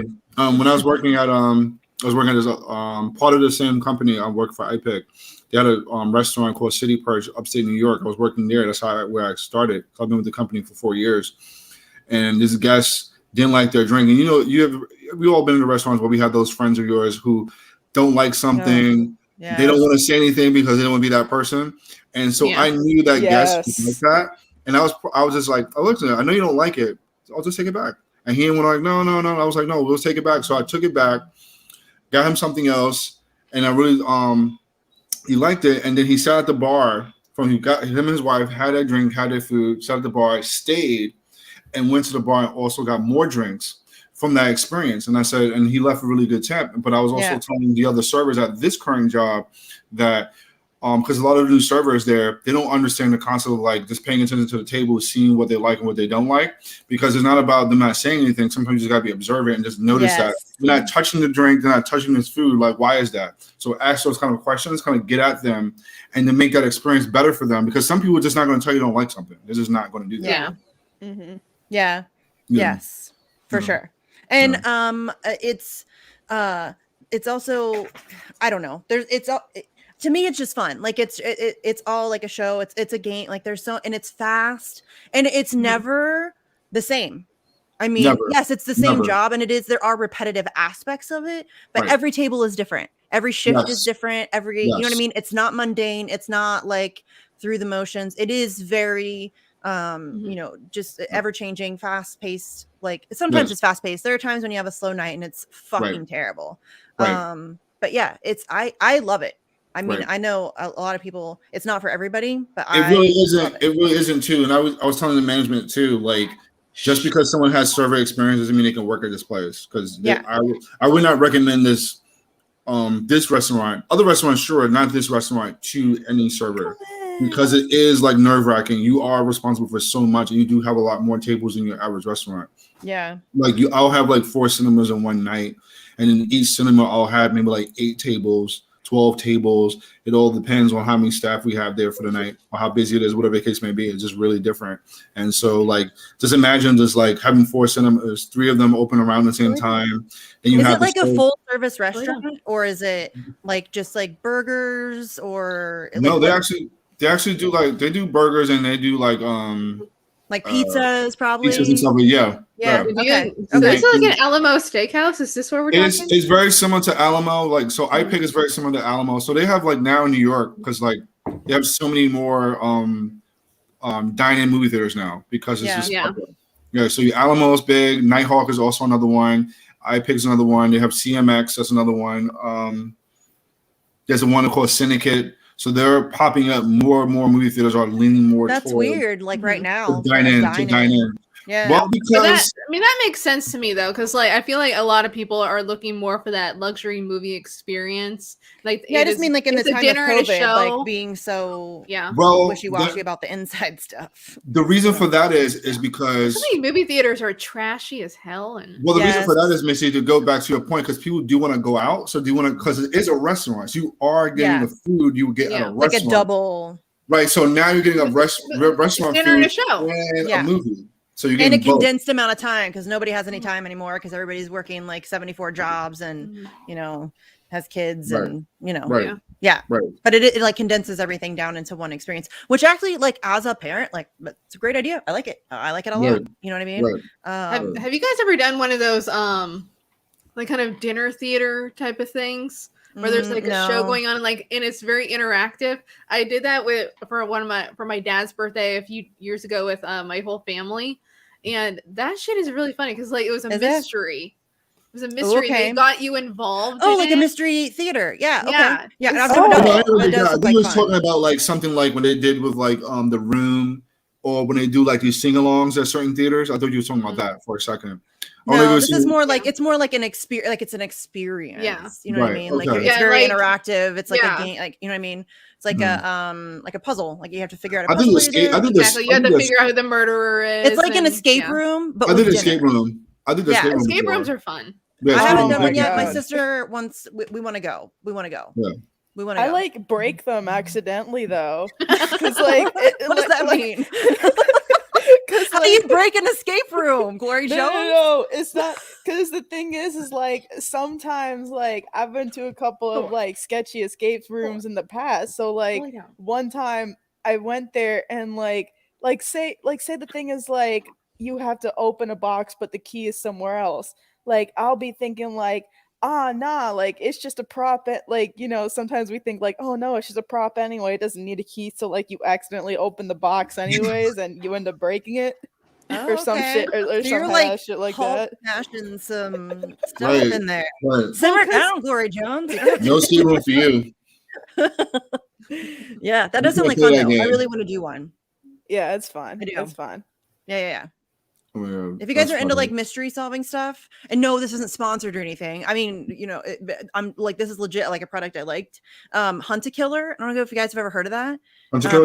If you're into mysteries and like you enjoy those kinds of puzzles and stuff, it's so interactive. It's like a box you get sent to you. And you get like evidence, and it'll be there will be like props and there'll be like articles and photos and all this stuff, and you'll get different aspects of like a crime. You have to like solve a murder. And so each month you get like different evidence sent to you and stuff like that. It's a lot of fun if you have like a couple nights a month to like do a game night or whatever. I don't really have that kind of time anymore, but it was fun. I will say, like, into that mystery. You can do like I used to do so many game nights during college. Yeah, I want to like I could do like board game nights, but like I don't want to do something like that again. But it is like I highly recommend it if you're into that kind of thing. It was definitely. I'm glad I did it. It was fun. I was playing like Uno last night. Nice. I haven't played Uno and spades in a long time. I just played recently over for the winter break for my boys. We played some board games. I'm getting them more into that. Yeah, I play a lot of kids board games. Yeah, we was talking. You guys were mentioning earlier about overstimulating. I'm trying to, like, even for myself, like, get the boys away from using the internet, watching so much TV. Like, let's have some family time. Let's play some Candyland. Let's play some Trouble. Candyland's a big favorite y'all here. should get Trivial Pursuit, or maybe that's just my family, because we played Trivial Pursuit so much, and like they wouldn't let me and my dad be on the same team because you're that good. Yeah, because we win every time. So it was like because he had the sports category on lock. Then I had the history and science categories, and then we just worked together for the rest, and it ended up working out. My sister's that's really not good fair. at it. Yeah. I enjoy you guys Cranium. can't be on the Cranium's same fun. team. I've never That's what played you guys can't be on the Cranium. same team. What's Cranium? Never played Cranium, but I know that is. Yeah, so it sounds familiar, but I've never played it. There's 4 different categories. One is like a math category. So it's like a question game. Kind of, yeah. So Okay. one of them is because there's 4 categories. One is a math. One is like spelling and like words, jumbles and stuff like that. One of them is like charades and acting stuff out. Okay. And the other one is like drawing and sculpting and stuff like that. And so you land on different spots depending on what you roll. Yeah. And you have to pick out that category. And like if you get it right, so it's kind of like Trivial Pursuit, sort of. It's kind of like a mix of Trivial Pursuit and Pictionary and all these different types of games. Yeah, okay. I'm not a very good artist. I cannot draw. Yeah, I suck. It's terrible. It's actually embarrassing. I'm gonna just put it out there. It's embarrassing. I've played like drawing games before, and all it resulted in was like a lot of really shitty drawings of really cartoonish dicks. But no, it is a lot of fun though. It really is. Yeah. Oh man. Yeah. There was a game in college we like to play. It's called Elixir. It was like a magical spell game. Ooh. And so like it was really cool. Like you basically everyone's like kind of wizards and stuff like that. So like you pass the spell on someone. Yeah, is it like a Dungeons and Dragons type thing? Is it like a little bit, but not quite because cards. So so you get a card, and then with each card, you can just say, "Oh, you have to tell me the truth," or like, "Oh, you miss a turn," and stuff like that. So that was a cool game, especially during college. That was awesome. Yeah. No, right now I play a lot of kids games. I played a tiny bit of League of Legends, but I gave up because it was League of Legends. But I still watch the little music videos they put out. Those are dope. Yeah. I've seen ads, but I never played League of Legends. No, I don't think I've ever even heard of it. Yeah, to be honest. The only game is it like a board game? No, it's an online. It's a video game. Oh, okay. Video game. Okay. Yeah. The only game I'll play like some classic game. If I do play video games, I'll play with my oldest son. I'll play How old is your oldest son? If you don't mind. No, not at all. He's 11. Okay. Oh, okay. I have an 11. I have an 11-year-old and a 4-year-old. Oh, 4 is like one of the best ages. Yeah, he's the 2 boss. to 5 is like that sweet spot. You know what I mean? Oh. They can be assholes, but they're like little sponges, and they're turning into a person, and it's, you know what I mean? It's cool. I like that age a lot. He is the boss, and he will tell you about yourself. So I literally told my son, my oldest son, he's 11. He likes telling jokes, but his jokes are not funny. And I said, Dad will tell you the truth. You're not funny. But then, so the 4-year-old, he was telling me, he says, Daddy, how would you know? You're not a comedian. Oh. Look, I'm talking about him, so here's it. Hi. Hi. Say hi, say hi, everybody. Hi, everybody. Say hi, Misty. Say happy birthday, Misty. Happy birthday, Misty. Say happy birthday, Meg. Happy birthday, Meg. It's both of our birthdays. Can you believe that? Yeah. 2 birthdays. Yeah. I was just saying, I was talking about you. Saying, what board game you like to play? What's your favorite one we play in the house? Candyland. Oh, that's a favorite in my house too. That's a good one. It is a Not good surprised. one. Classic. Great choice. What else do we play? We play a lot of like weird stuff. This is my new toothbrush I got from the dentist. Yeah. Oh. He just went to the dentist the other day. Take good care of your teeth. Right, so he got a free. Are you a good brusher? Nice. Yeah. Brush them good. No cavities. Cavities suck. True story. Terrible. All right, kiddo. It's almost time for bed. Let me guess. Well, we didn't eat dinner yet. You didn't have dinner yet? Okay, almost, right? Okay. Yeah. Aw, he's He's adorable. Fun age. Like it. Yeah, he heard me talking about him, so he's like, "Daddy's talking about me. Let me go in there." Yeah. He was listening. He was ready. Yeah. He was ready.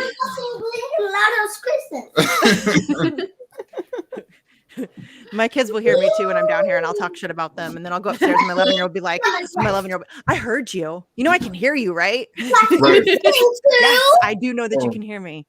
So am I so because I work at a movie theater, as you guys know, and when we do so a lot of the theaters, what they'll do, a lot of the studios sing. Yeah, so the studios will send a care package to the theater. Yeah. I used to work in a movie theater. I have a bunch of movie posters. And so what they do is they sent bags and stuff like that. So the management they knew I have 2 kids, so they gave me this whole bag of like sing toys. Yeah. Nice. So he wants to show you. So yes, my my youngest Sing was like one of our favorites. It has a great soundtrack, you guys. It's pretty good. It does. I even love the alien part at the end. You do? Even the alien part? Don't spoil the movie. Yeah, don't spoil it. I haven't seen it yet. He will spoil everything. Of course, he's 4, Sharif. He will spoil everything. I was like, shh. Yeah, don't do he's that. 4, dude. Stuff just comes out. Right, it just comes out all the time. And then, but you know what's so good though? He's well behaved in the movie. He won't talk. Yeah, really. That's great. Like he just won't do it. But then other people talking with Daddy, they're talking to the movie. I was like, it's okay, Sadiq. My teacher's birthday and my birthday is at the same day.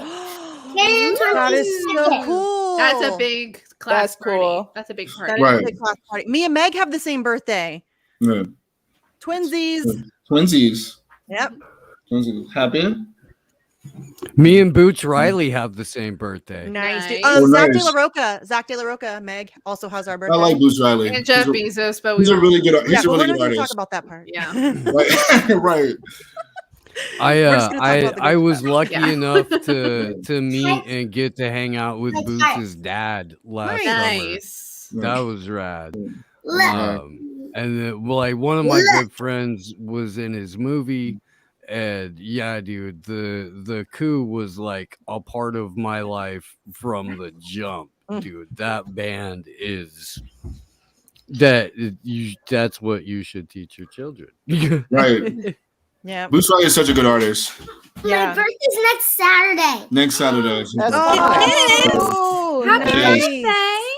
Yeah. Next Saturday. What day is that? It is the 22nd. 22nd. Yeah, and I'm getting a cool big present. You are? Yeah. My mom and dad. So I let him choose his gifts. Oh, really? Yeah, then we go. I'm getting a yo-yo and a slinky. He said he's very simple. He just wants a yo-yo and a slinky. That's nice. That's easy. Oh, Done. I love slinkies. I love slinkies too. I'm not good with a yo-yo until you tangle them up. Yes, that's sad. But they make them better now, Glory, than they used to. They like do even they do. I feel like that's true. I feel like with kids like at this age, they're not asking for a lot of bells and whistles. At least that's from my experience. Even with my oldest son, when he was his age, he didn't really care. He was like, I just want this simple stuff. When they get older, Barbie dream house. When they get older, my Barbie. That's when they want a lot. Yeah. Well, then it becomes more expensive stuff. It's not as like they don't want iPad, but it's iPads and it's electronic devices. I miss when I was a kid though, and like all I had to ask for was toys. Like now I gotta be like, oh well, I need like this article of clothing, I guess. So back then I would just be like, hey, just get me like the newest Barbie doll, and I'm solid. Yeah. Or like if I could get like a big blue bouncy ball, I'm solid. Yeah. Or a hula hoop or a skip it. Oh my god, I love hula hoop so much. It's not Valentine's Day yet though. Yeah, it was really fun when Okay. But thank you. We all got bikes. Yeah, there's one year where we all got bikes for Christmas. Yes. Wow. Yes, I think like most families have that. That's a pretty common. Oh yeah, my dad, my brother and I, we have our birthday. We're a day apart and a year apart. So we would have like one birthday, all the same day, same cake. Was that okay with you, or was that kind of a bummer? Like you felt like that was definitely a bummer. Okay. Well, because also too, like we didn't have any, like we would share, like for example, like we asked for like an what's your Super favorite Nintendo. breakfast? Are you asking her favorite breakfast? He wants to know what you like for breakfast, Misty. I like French toast a lot. I like grilled cheese or waffles for breakfast. Yeah, he'll eat breakfast. He'll ask for the sounds good, waiting for actually. breakfast. Yeah, He'll yeah. ask for Ravioli. He'll ask for ravioli. I'm like, and the funny thing is, like, we're crazy. Someone needs to invent a breakfast ravioli. Yeah, hey, bro, savory, actually, that sounds savory good. breakfast. Throw is some fire. chorizo in that noodle. Sing 2 ears. Get up. What did you? What did For you say? Sing 2 ears. eggs and pasta for breakfast. These are my Yeah. Sing 2 ears. Oh, you have ears? Oh, you sing 2 ears. It's so cute. I want some sing 2 Oh my ears. Oh, Yeah, he's like a little koala now. Oh my god, he's so cute. He is so cute, and I really want some ears. I'm not gonna lie. I really do. I love that movie. We're gonna send you that some ears now. That was like someone my send us youngest some ears. movie. No, the first one's really well made. I haven't seen the second one yet. They saw that with their mom. I haven't seen it yet. It's I haven't seen really it yet. amazing. You should see it. I'm going to. I need to go do it. You're right. I don't know what I'm waiting around about. It already came out. When did it come out? Considering I'm in Florida, I see all the Disney stuff. And Yeah. I always see like the mini ears. I'm always like, oh, those are cute. I got ain't some gonna cap. Halloween I ain't ones. gonna cap. I have a Those pair of match. mini ears. I But have it's like I have Halloween ones. themed, so they're like Yes, sparkly nice. orange and black. Yes, mine too. Nice. And I think there's a We candy both match. thing in a bow. It's a candy. I think All right. Cool. I might be Nice. wrong. It might be pumpkins. I don't remember, but I think it's candy corn. But there's like a bow, and it's like sparkly orange and dig it. black, and yeah. Because we went to. That's when we took our kids. I vacillated. I'm like, do I really want to do this? Do I really want to like participate in this? But I'll tell you, I do feel slightly guilty about it. But also seeing my kids' faces when they got to meet their favorite characters was pretty cool. I mean, that was pretty cool. You know what I mean? Especially That my was cool. oldest, Yeah. she's like really into Disney characters. Have They've you like been seen her Stitch? friends, kind of. No. So seeing her get to meet Mickey Mouse was kind of awesome. Not Right. gonna lie. Right. I don't care because I was too young to know any better when I went to Disney World, and I'm still too young enough to not be a parent. So Yeah. I don't have to. You'll be surprised. One of- Like there are so many Disney bloggers who are like in their 20s and 30s. Yeah. Right. Oh yeah. They're every day. Right. Yeah. One of my most one of the best times I ever went to the cinema. So I don't know if you guys know there was a Big Bird documentary called I Am Big Bird by the Calvin Spinning No, but I story. would totally watch that. It's really good. So when it came out years ago, Big Bird 2024. so my oldest, I think it was like 5 or 6 years old when the documentary came out, and there was a screening at IFC in New York City, and he showed up with his wife and with the director. And so I brought my son with me, who was 5 at the time, and he sat through the whole movie, also well behaved, very quiet. So people was like, "Oh my God, he's so quiet." I said, "Well, it's Sesame Street, it's Big Bird. You know, I'm thinking, you know, even though it's for adults, but it's about a child's character, right?" Yeah. So at the end of the documentary, I got to ask a question, which is really cool, and then Nice. we had to take a photo with Big Bird. It was awesome, and I got to meet his wife and everything. It was really cool. And I told her, thank her and Carol for doing this. And she says, "Don't lie. This is for you too. This is for you too," which is true. Like Big Bird is part of our childhood. You know, Sesame Street was something. Yeah. Yes. I think I felt that way whenever I saw the Mr. Rogers. film. Yes. Oh, you Yes. guys. The Mr. Rogers documentary is also beautiful. I went with Mr. my Rogers dad. was so, I'm not gonna lie, like there are people that I consider to be like influential, you know what I mean? Yes. Like they change the Carl Sagan's one of those people. Like they just kind of hit you in the right time where like they say something and it forces you to think differently and you know what I mean? Yeah. Mr. Rogers, huge one. Mr. Rogers, like Bob Ross. Bob Ross, yes, Yep. Bob Ross, absolutely. LeVar Burton, dude. Yes. I love Yes. LeVar Reading Rainbow. Reading I was like a little Rainbow. book nerd. I was a Reading little book nerd. Rainbow. And, Yes. LeVar Burton does not know this, but he was my friend. He was 100% my friend. I loved him. I loved that show. I loved reading all the books and feeling like you know what I mean? Like it was seriously, that was really influential in my childhood. I loved him. He was my friend. He didn't. When I went to see the Mr. Rogers documentary, which is really recent too. I went with my dad. I went with my dad, with my brother. My kids was there too.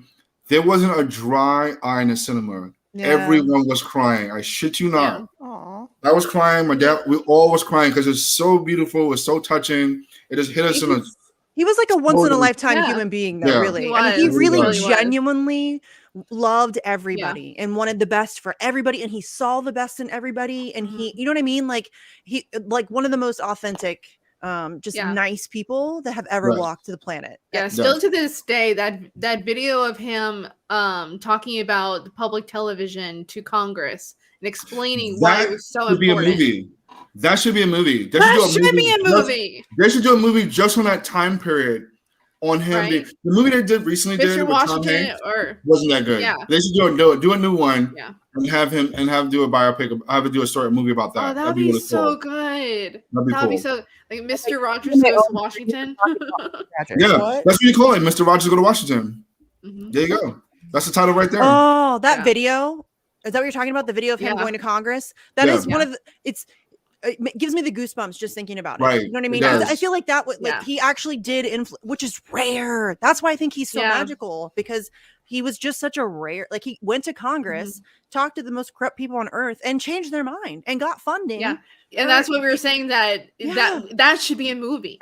No, that should be a movie. Everything going on that have made that event happen, that should be a movie. Yeah. Right. 100%. That was 100%. Kind of amazing, you guys. I mean, not kind of. And it's again just rare. Like you don't see people like that. It's kind of like I feel like Robin Williams is another one of those people. Yes, he's just 100%. Yes, absolutely. We're never going to see another Robin Williams. Like he's just there's something special. Yes, right in the absolutely. Yeah, absolutely, 100%. Mrs. Doubtfire, one of my favorite films. Yeah, so good. Well, he was just he seemed like a good performance wise. You know, his performance is amazing.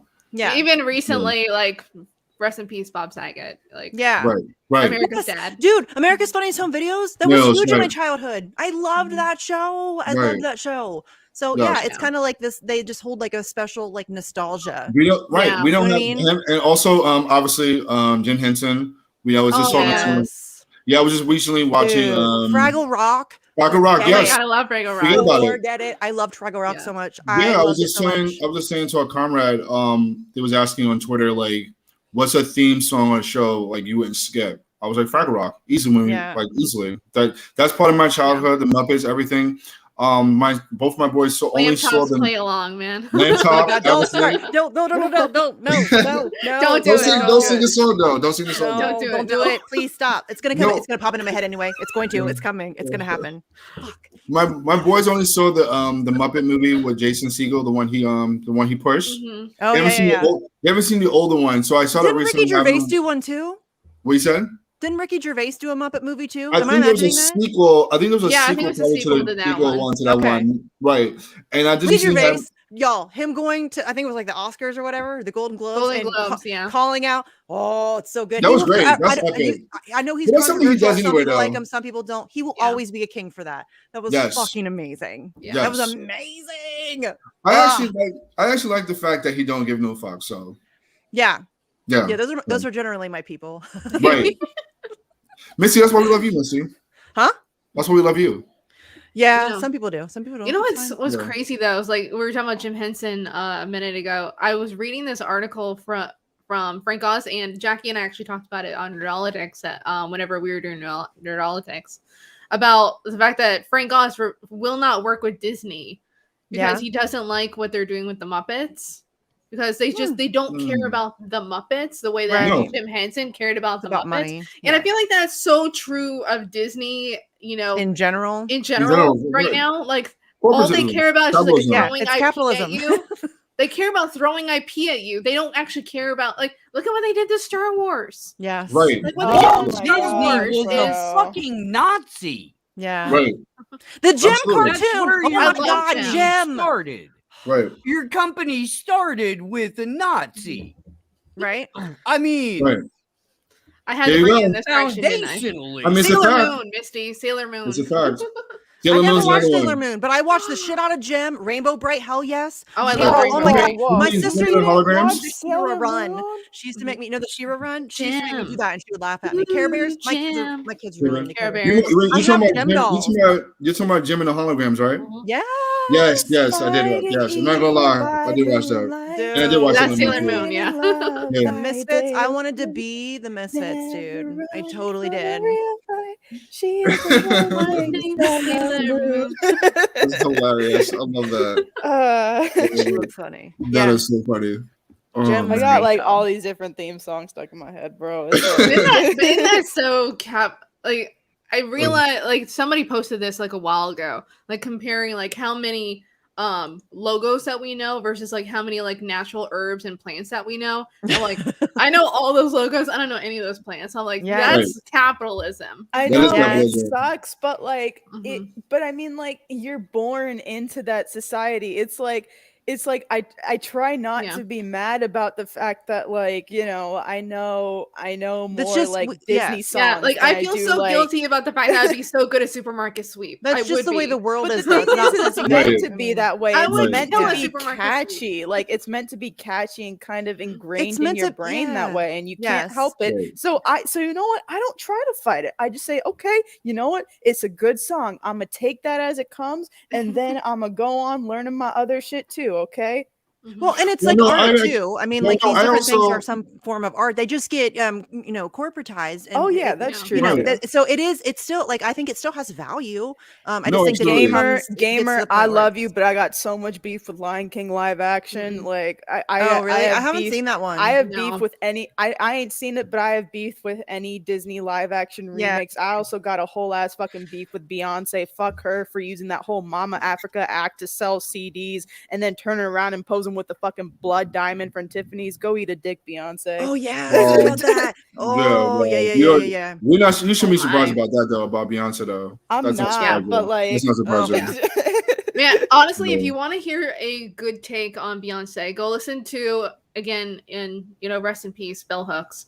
Bell Hooks had a really good she was doing like a talk at a school, and she was talking about Beyonce and how Beyonce is not really a good role model because, you know, she is a product of capitalism, and she was talking about this cover of I think it was like Rolling Stone or something that she did, in which basically she allowed them to like dress her like as like a young girl or something like that.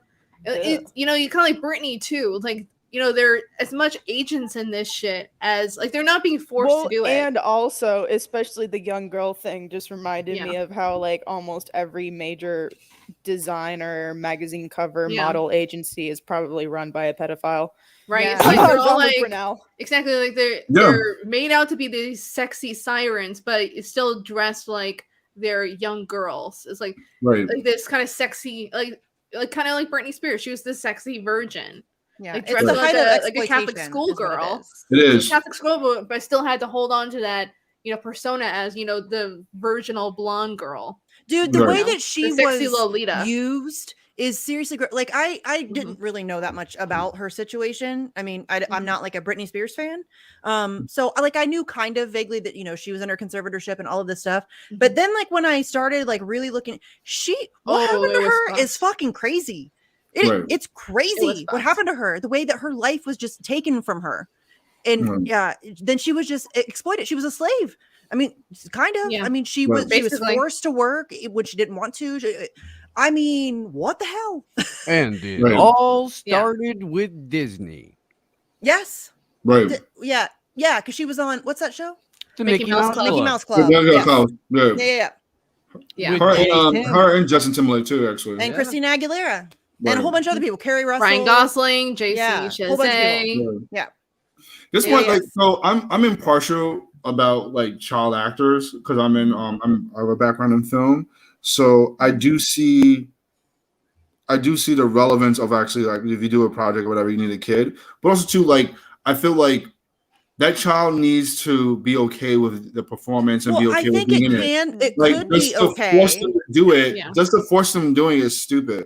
Well, I think it could be okay, but Hollywood is incredibly exploitative. But also too, like, they also do that because they also tell her, like, well, you got to get your kid in more projects because you don't want your kid missing out. You don't want your kid not to have a career, so you got to kind of keep doing it. But that's what I'm saying, because we're under the system of capitalism, and it's about making as much money as humanly possible. It becomes very easy to just exploit your child, and it could be where it was safe, and, you know, you could get kids who could do performances, and, you know, in different ways be mindful of what they can handle and what they can't and all of it could be, but no, it's not ever going to be that way. And Hollywood, I mean, you guys, I'm so tired of Pizzagate being used as like this excuse to get people to stop talking about the fact that there is a child pedophilia problem amongst the ruling elite in the world. That's a real thing. There's a real fucking thing that's happening. It's all the time. That's why Pizzagate wasn't created. So I know to make it a third rail issue. To make it a joke, right? Yes, and then you're labeled a conspiracy theorist if you talk about this shit. It's happening. It's always been happening. Stop. These are kids. Kids are being exploited, and we know it's happening. And y'all are like wanting to call me a tinfoil wearing conspiracy theorist. Fuck off. Yeah. Well, again, it is if people in power are not saying it's a problem, then it doesn't exist. Then you are crazy, right? That's because they control the narrative, Sharif. That's why. Exactly. They control the narrative. They control the way that I'm telling you, the media runs on gaslight. Yeah. 100%. 100%. Right. 100%. And the propaganda game is legit in this country. It is legit. It is a fine-tuned art. They're so good at this shit. They can get you to believe, y'all, they get you to think against your own interests daily, on a daily basis. And like you're happily going along with it. It's amazing to watch. It's crazy. Like any logical thinking person could see what's going on, but because there's, and I'm not saying that I'm immune to it. I'm sure that I definitely have like my blind spots and I'm not perfect, but y'all are going along with a lot of nonsense that is nonsense. It makes no sense whatsoever. The fact that we are having a conversation about $15 an hour is offensive. That's offensive. You more, so much more. But that's because we've been like, it's insane what we've allowed ourselves to. No, except because it's, again, it goes back to never. I had this funny, brother. I have this conversation with my aunt all the time. Like, there was nurses in Massachusetts went on strike, and my aunt's like, yeah, they should go on strike, because in her brain, she thinks that nurses should make a certain amount of money. Nurses should be forced to be well protected. If you work at McDonald's, great. Teachers should be treated like gold. If you work at McDonald's, not so much. So she's okay with that. She's already accepted in her brain that nurses should be paid high. Work at McDonald's, go fuck yourself. She believes that. She believes that. A lot of people believe that. Why wouldn't you want an entire workforce that's and I mean, this is just we all have family members like that. We all have family members who are like that. We all have people. But why wouldn't you want I want everybody to be taken care of.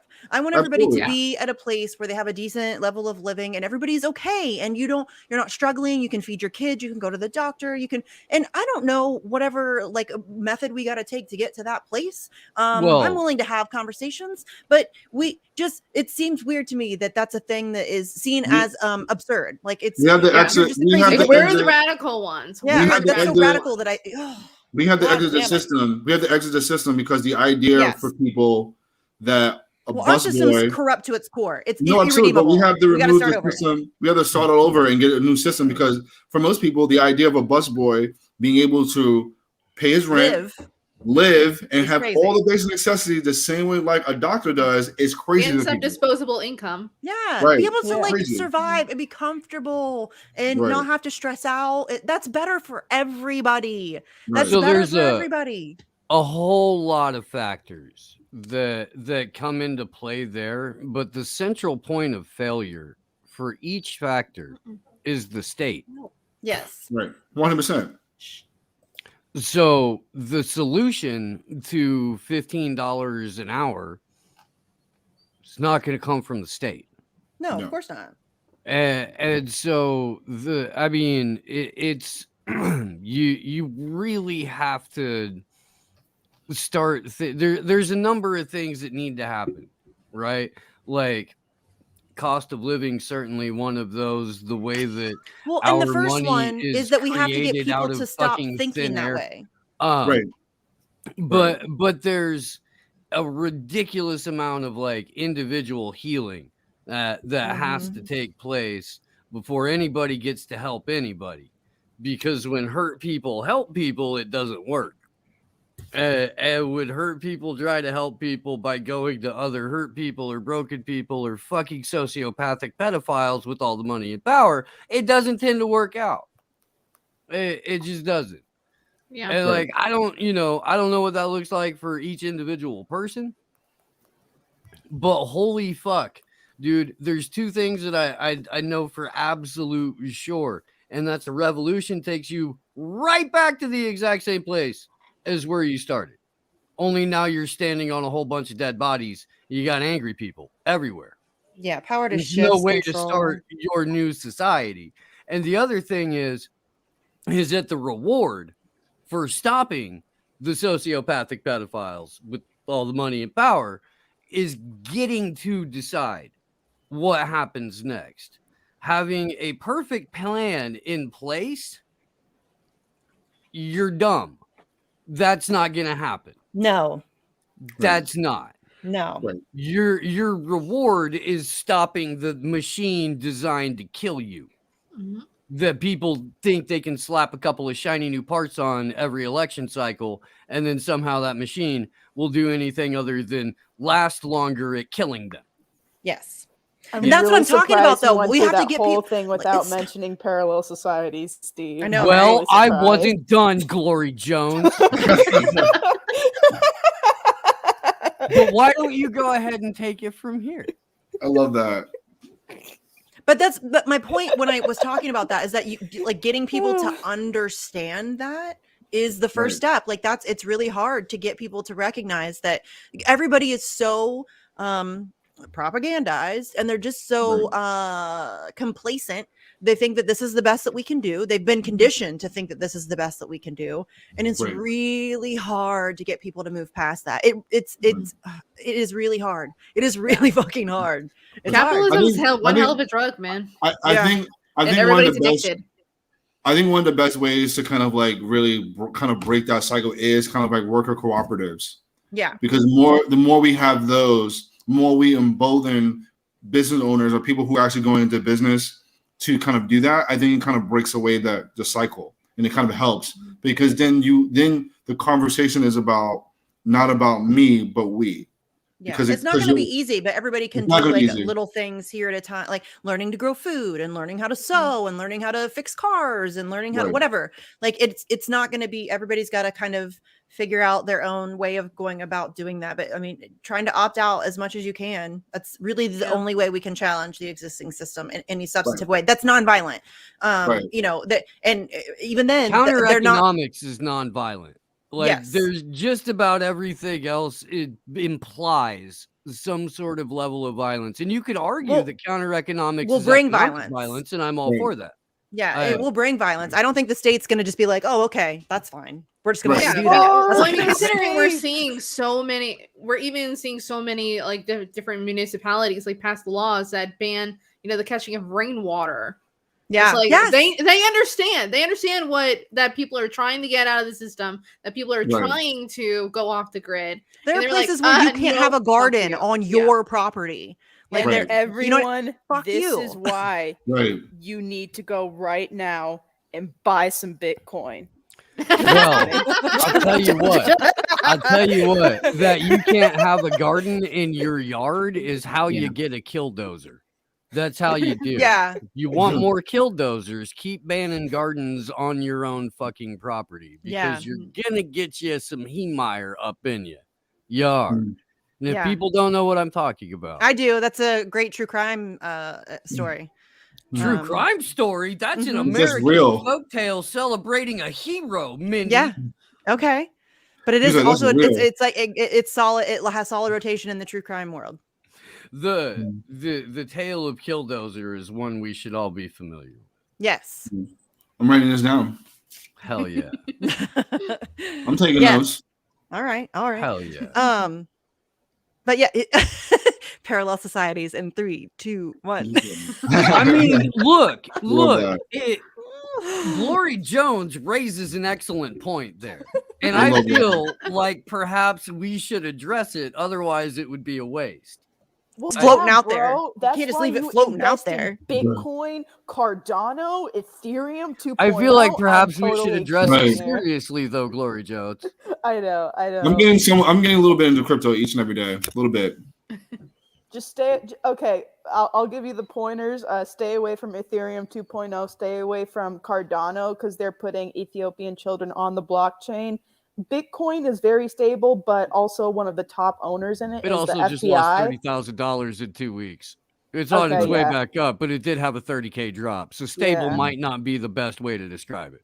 Yeah, I don't pay attention. But I mean, generally speaking, yeah. Right. So generally speaking, they want Bitcoin to become the reserve currency by which transactions occur. Yeah, just be very mindful that this is another digital currency. Cryptocurrency is a pyramid scheme. Yeah, 90% of all Bitcoin is held by a very, very, very small group of people. 90% of it. It's already at more of a capture than fiat currency. It's brand new. So I don't know. The damage that can be done by that small group is rather insular, and we're not all feeling it because we're not a part of that economic ecosystem, if that makes any sense. It does. However, I do encourage people who are pirates by nature in their soul, and if they feel like jumping into a little bit of risk and maybe losing their ass and maybe not in the short term, if that's something that you want to use to turn into a tangible thing like a piece of land or a vehicle or many, many, many guns, if it's something like that, then please, by all means, jump in, play, risk, lose, win, whatever the fuck. Understand you're participating in a pyramid scheme and gambling. Like, know that going in. And you could really make out. And that Jack Sith and Slow News Day are selling a Doncopter NFT for 69 Get your Doncopter Ethereum. NFT. Get that Doncopter NFT. I believe it's still available. Let me know, Jack Sith. If it's not, we'll maybe have to reissue it. I will find a brand new, soulless, hungry artist that we can exploit for a new version. Let's really do this shit, brother. Let's go full fucking metaverse on this. We're selling it, guys. We're selling it for 69 Ethereum, and all the proceeds go to Reverend baby. Annie. We can do this. Yeah. We can. The proceeds go to Reverend Annie Chambers in Baltimore. I love Annie Chambers. Yeah, that's right. We did put 100% of the proceeds to Reverend Annie, didn't we? Yeah. Yeah. That's so funny. Yeah, we're gonna do some work with her. We fuck around with this shit a lot, just as a way to make fun of the ongoing blockchain enslavement that's going to be pushed on us. That's crazy. Glory Jones, are you coming to DC? Glory, are you coming to DC? I don't know. Steve, are you coming? You're gonna try, right? I mean, Steve, you're coming, right? I'm definitely going. Okay. Are you asking Annie to Chambers to show up too? Yeah, well, I don't know if she's gonna come. I don't know if she's gonna come to our thing, but we're gonna work with her on a mutual aid project while we're down there.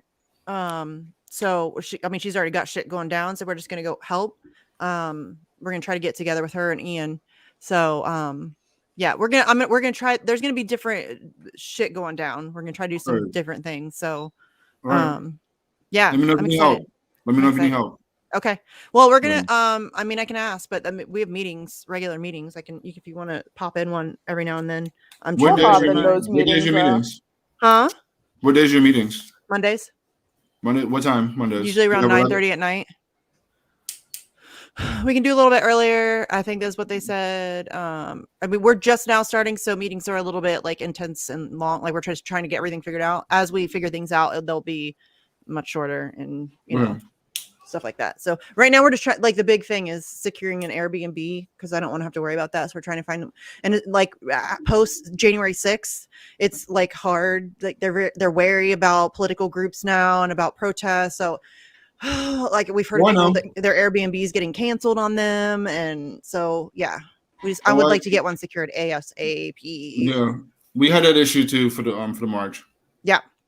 Yeah, so and it's hard to find one because we want to get like a big one because we want as many people to be able to come as possible and be able to like just stay, you know what I mean? And so there's just not very many, and the ones that there are, it's like they're very tricky because it'll be like sleeps 12, but it's like 3 bedrooms with like 2 beds each, and then like a couple like pull out couches, and it's like so it sleeps 12 if you guys are very comfortable with each other. You know what I mean? Because you'd all have to like double up in beds.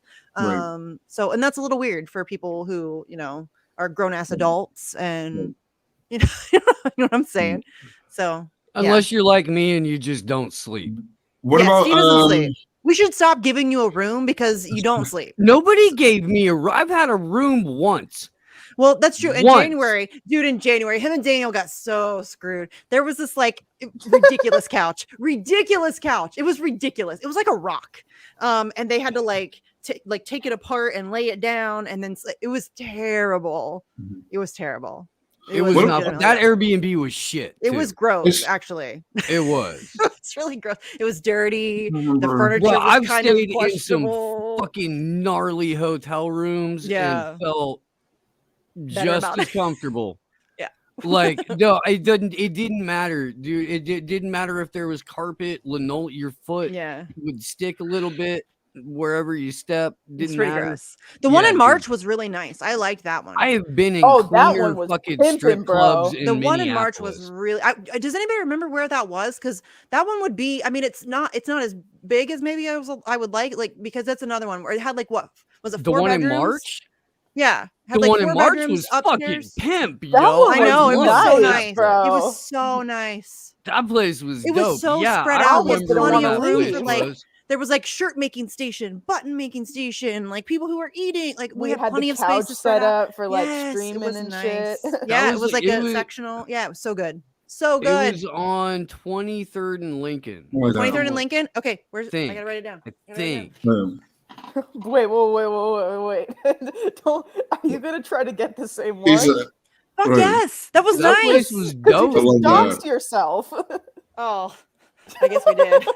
No, yes, because never mind. Well, you'd have to try really hard, and there's like double redundant security on the building. Yeah. Okay. I should try it. I mean, but look, dude, there's an Amazon Ring camera, and it was pointed at all of us out on the porch too. If at any point we were gonna get swatted, like it was gonna happen after that fucking deck sesh. Like that's all, you know. But also, motels might be reasonable too, though. Yeah, it's just the thing is, if you want a motel in DC, like in DC, where it's justifiable to like.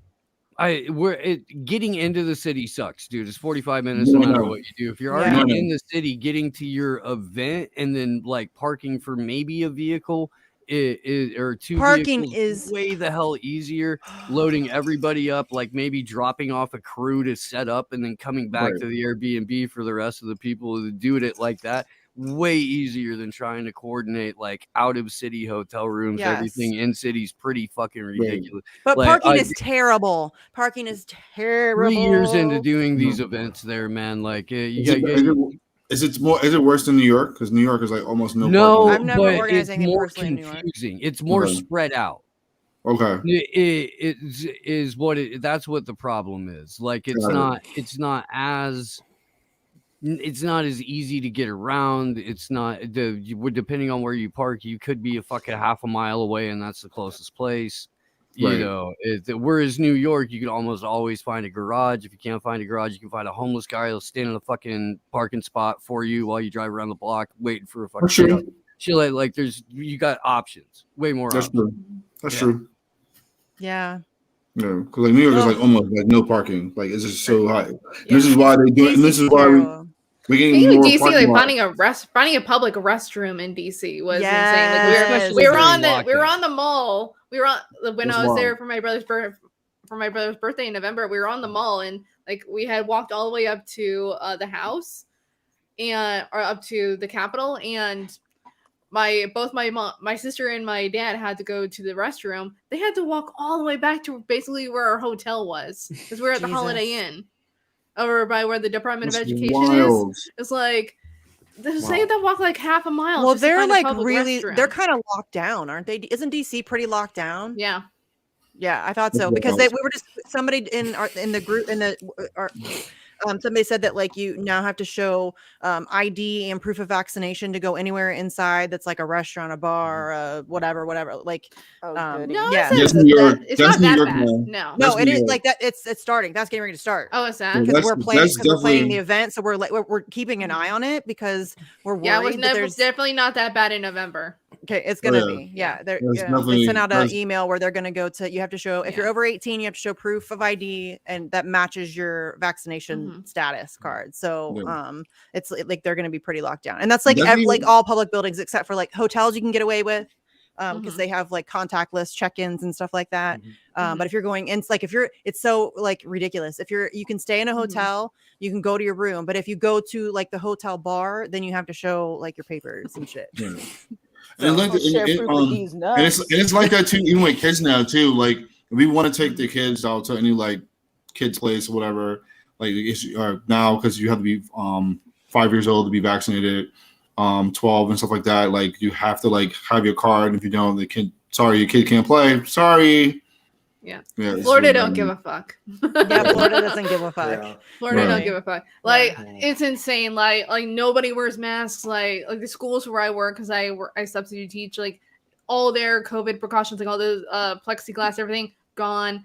You don't have to wear masks in class or anything anymore. It's like. They don't care at all. They don't care. Like literally the only place that you really are forced to wear a mask is Disney World. Yeah. Yeah. But only if you're inside or in a queue or on a ride or whatever. If you're outside, all of this stuff is so arbitrary. Like I went to a football game last year, and so it's Ohio Stadium, 105,000 people, right? Oh, and in the airport. I'm fine. Like I can go sit in the stadium and like scream my face off and like high five strangers and like all of that stuff. But if I go inside to get a hot dog, I have to put my mask on. It's so stupid. It's so dumb. It's so stupid. It's like really so dumb. And like one of my favorite stories about like at the beginning of all this, I forget which NFL team it was. No, I know, but I forget which NFL team it was. But they played like a whole ass football game, right? Grown ass men in each other's faces, tackling each other, spitting on each other, like shit talking, all of that stuff, right? So they're outside. That's fine. They were caught in the locker room cheering without masks on, and they got fined. What? They just played a whole ass contact sport, you guys, but they can't celebrate in the locker room. It's just what the fuck, and people fall for that shit. And it's like, for my job on campus here, I work around athletes all the time, and I have to get tested. Like, so I know what the testing requirements are. Like, people, if they're on the court, if they're on the field, they're negative. So I don't know. So the fuss is stupid. But they test the athletes, but then like people who come to watch it, they don't test you. They don't care. Like I mean, they were showing vaccine things on like the big screen, and people were booing it at Ohio Stadium. They're like, "Fuck you." You know what I mean? Like people are sheeple. But it's just so arbitrary. It's so arbitrary, and people are sheeple. They just flock to any thing of the narrative tells them, and it's so stupid. Whatever they're told to do, it's like this, I don't even know what it is, but I mean, it's just, there's so many of these stories where like, Nancy Pelosi can host dinner parties with no masks. The servants are wearing masks, but nobody else is wearing masks. AOC can go to the Met Gala and the servants are wearing masks, but Obama's birthday party. Yes, Obama's birthday party, but you can't go get a hot dog without like showing your Fauci papers. Can come out on TV in June of 2020 and say the masks are all about control.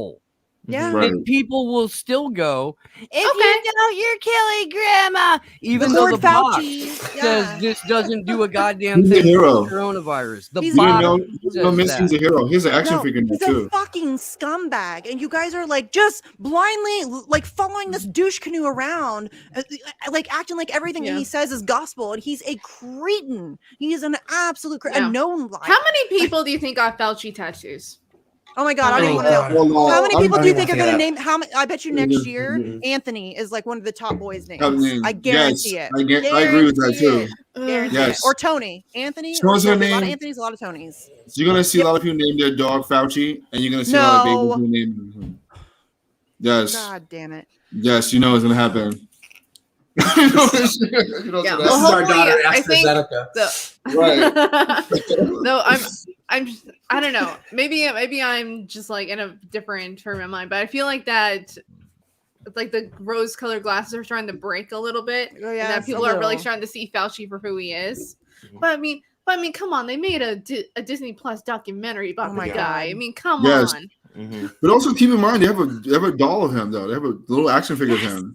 So Dude, that's why they have all kinds of shit. He has like a merch line. Like there's he has a merch line. Yes. There's like it's a cult. It's a fucking cult. It is a fucking cult. It's creepy. There's Barnes & Noble, like their like political books, all that. It's all hero worship, like a whole bunch of just Obama books, Kamala, Clinton, Fauci, the history of her shoes. This whole mentality. Right. Yeah, It's but just consider the arrogance you have to say that you are science. oh my god. It's like, hello, like we were talking about this a little bit earlier. It's like the whole point of science is to be skeptical, to ask questions. Question That's part of the literally scientific everything. method. Right. That's And not called the only scientific question method. everything, but question everything, and then question your questions about the thing, and then question the questions that you had about the thing, and then that'll make you questions. You constant questions. That is science. You were constantly trying to disprove yourself. That's science. That's Forever. awesome. Like I'm a skeptic about so much shit, but like even sometimes I'm like, am I doing the right thing? Like, should I be wearing the mask? Should I be doing this? Should I be doing that? Should I be? As you should. Well, science is ever evolving. We learn new things, new development. That's how science is supposed to work. Like how real science is supposed to work. It's supposed to be constantly evolving. You should always be open to new information. You know what I mean? It's not like an ideology. You know what I mean? Right. It just is what it is. Like I love like real science. The practice of figuring things out. Like I love that. Like that's there. I'm curious. I'm a curious person by nature. So I'm totally into that shit. But like the weird cultification of science, and it's even so like it is so, but even like just specific science, because like they say believe science, but then they won't ban fracking. Right. Well, it's only the science that agrees with their narrative, which is another thing that makes it incredibly disgusting. Because that's not science. No, it's not. Science. Did I drop for a second there? You did. That was terrifying. Okay, Misty, right when you started saying what you said, everything slowed down. Like it all of a sudden went the question. Like it fell into a fucking K-hole, and I was waiting for it to reload, and I was like, "Is it me? Am I having a stroke right now? Like what's happening?" I'm glad everything's all right. I'm fine, but if I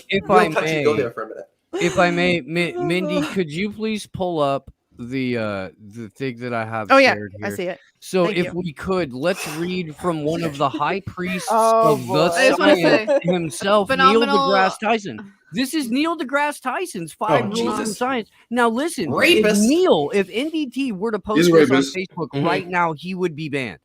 Yes. He would be Yes. banned. Question Yes. authority. No idea is true just because someone says so, including High Priest of Science, NDT. Think for yourself. Test ideas by the evidence gained from observation and experiment. Follow the evidence wherever it leads. I love this. If you have no evidence, reserve judgment. Ooh, Novel and then idea. Perhaps the most important rule of all. Remember, you could be wrong. Oh That's my ridiculous. God. Shocking. I don't believe that. He's full of shit. We just got our strike for the video. Yeah. No, because like seriously, like I've been saying this for several months now because I had COVID last year, like end of last January, and while I was recovering from COVID, like maybe end of February, beginning of March, I had a cardiac event when I was at just shopping at the grocery store. I had tachycardia, like my heart was racing, and I didn't know what the heck was causing it. And then I had that same exact event 3 days after I got my first dose of the 1.9 vaccine. Damn. I had the exact same event. Just as I had woken up in the morning, I was getting my dogs their breakfast. And all of a sudden, there it is again. My heart rate is at 160 beats per minute for an hour and a half. Scared the dickens out of me. And I finally just had my follow-up with my cardiologist that they're having test after test after test to find out what was going on. Everything came back normal. And so we asked him about the COVID vaccine. Like, should I get the next dose? He's like, I wouldn't risk it because you've reacted twice already. Wait a minute. You asked your doctor a personal medical question. He came to a conclusion, and now you're choosing not to get the vaccination. Why are you anti-vax, Meg? Right. Why are you anti-vax? Misty, a better question is why are you platforming an anti-vaxxer? That's what I'm saying. You had what? Oh, my doctor said so. My doctor said so too. Okay, so my dad had severe heart problems. That's why he died when I was younger. My mom had uterine cancer, and we know that it impacts women's menstrual cycles and who knows what else, right? I'm not getting that thing. That's not happening. I have a double whammy there, motherfuckers. Nope. Yeah. Not happening. Not happening. So fuck off. And, you know, I feel that same way about birth control, honestly, just because my aunt died of estrogen-based breast cancer, and my mom, when she was on the birth control pill, when she was in her teen years, she developed lumps in her breasts. So it was like, I know they have low estrogen birth control now, but I'm just like, just because of my family's history, I'm not going to risk it. Yeah. And that's a medical decision. You should be allowed to have your own personal medical decision. It's your body. It's your body, full stop. What's crazy is how deep we are with Twitter just yanking those posts. Meg, I saw your tweet about that. And when you mentioned that your doctor said I wouldn't risk it, the first thing I thought was like, I'm surprised that post is still up, that Twitter hasn't at least flagged it for something or straight up taken it down, or like, you know, at this point. You would be surprised how many, like, even people who I consider like my Twitter friends, like, would be like, well, you can't really say it was the COVID, it was the 1/9 vaccine. Yeah, I know. I was like, this is my experience. You can't question my experience. Yeah. Like, No. Would I be wrong? Yeah, and they would be furious if you question them. They would be You are furious. 100% incorrect. Right. Lived experience only counts if it reinforces the woke bubble.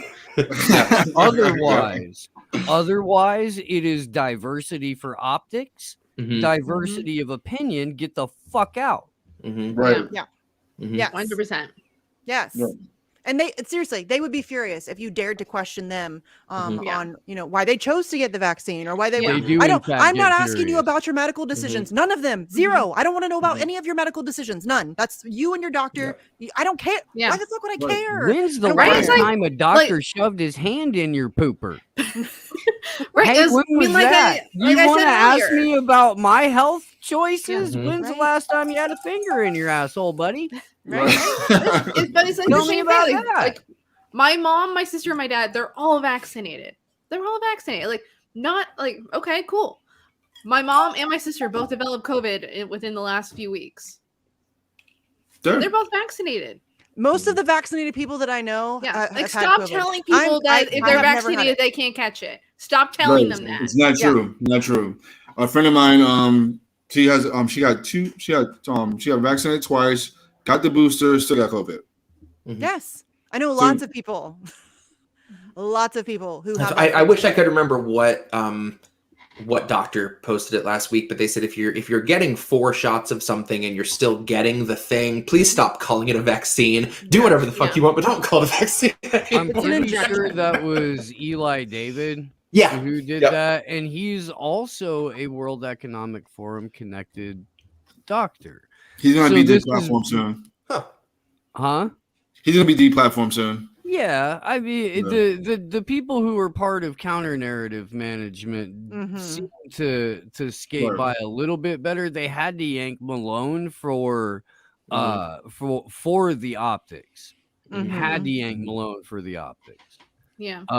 But this is why I've been spending so much time talking about the counter narrative on the show lately, in the hopes that in 6 to 12 months, the rest of independent media will act like it was their idea. Because they're trying to force people in, like, straight back into the duopoly, the exact same way that the Progressive Party exists as the sheepdog for, everybody on the left. And that's what the counter narrative to the whole COVID thing is that, the evil government and the evil pharmaceutical companies have a special hug that we can't get them separated from. They're stuck. We tried the hose. It didn't work. And it's okay, though, because Ron DeSantis and a couple of other Republicans are going to save you, and that's going to be the narrative. It's going to be the narrative there. And so what I would say is that on the off chance you can completely capture a school board where all of the property tax paying people that are a part of that community are in support of the thing you're in support of, you can probably achieve some small measure of success at a local level. But unless whoever controls the purse strings of your town for real, that's the business owners association, whatever developers you have going on, however much Chinese money is in your town, find that shit out. Maybe, unless those interests are aligned with your immediate interests. Yes. That's all you can expect out of that's what a legislative victory looks like. That's what I'm trying to say. So unless that's achievable in your community, which it's rare. Let's be real with people. It's corrupt. Like even in my little area, it's corrupt as fuck at a local level too. It's our system. The system, like to its core, is corrupt as fuck. It's irredeemable. So yes, like Steve said, you might be able to find like these little pockets of like things you can accomplish. That's going to be rare though. That's going to be really difficult. And the sheriff has to be on board too. If the sheriff's not on board with you, you're fucked. But where do you think those people who get who go into higher office like Congress or Senate or become president, they started at the local level, right? So of course it's going to be stuff. That's where they started. Not all of them. Not always, yeah. Not always, but not always. No, this whole new crop of Democrats shouldn't be surprising. Grown in a fucking petri dish in Langley, and then just placed into Ivy League schools at fucking 17 with multiple languages. Yeah, I mean, they're rolling the identity politics. Like it's you can't criticize anybody on like the squad. You're automatically a racist and a sexist and a this and a that. You know what I mean? Oh, you just want to date me? Fuck out of here! Are you joking? That's the level of discourse we're at. Like you're just mad because you want to date me? I mean. It's used again. Somebody just asked today. They were like, "Oh, I really just started looking into Ruth Bader Ginsburg, and I can't believe that she was seen as like a liberal Democrat. Like she had some really regressive views." And I'm like, identity politics, a good PR. That's all it takes these days. And they just sell you the image that they want you to have. But none of these. Are you kidding? Are you joking? Like these are no. Luckily, I never got like the racist or sexist accusations for like going after the Squad or Nina Turner, but I did get called a Hillary Clinton operative, which is almost worse. Yes, that's offensive. That's like a deeper offense. No, it's offensive, but it's also funny. Like anybody who knows me, that's the last thing I expected to be called. Honestly, no. A former coworker of mine. I'm gonna tell you the restaurant I worked at because I punched up at AOC said that I'm sexist because I don't want to see women in power. All the time. I don't want to see women in power. Right. All the time. Yeah. I voted for Jill Stein twice, but somehow I'm a sexist. Jesse, this may surprise you, but I have in fact been accused of being racist.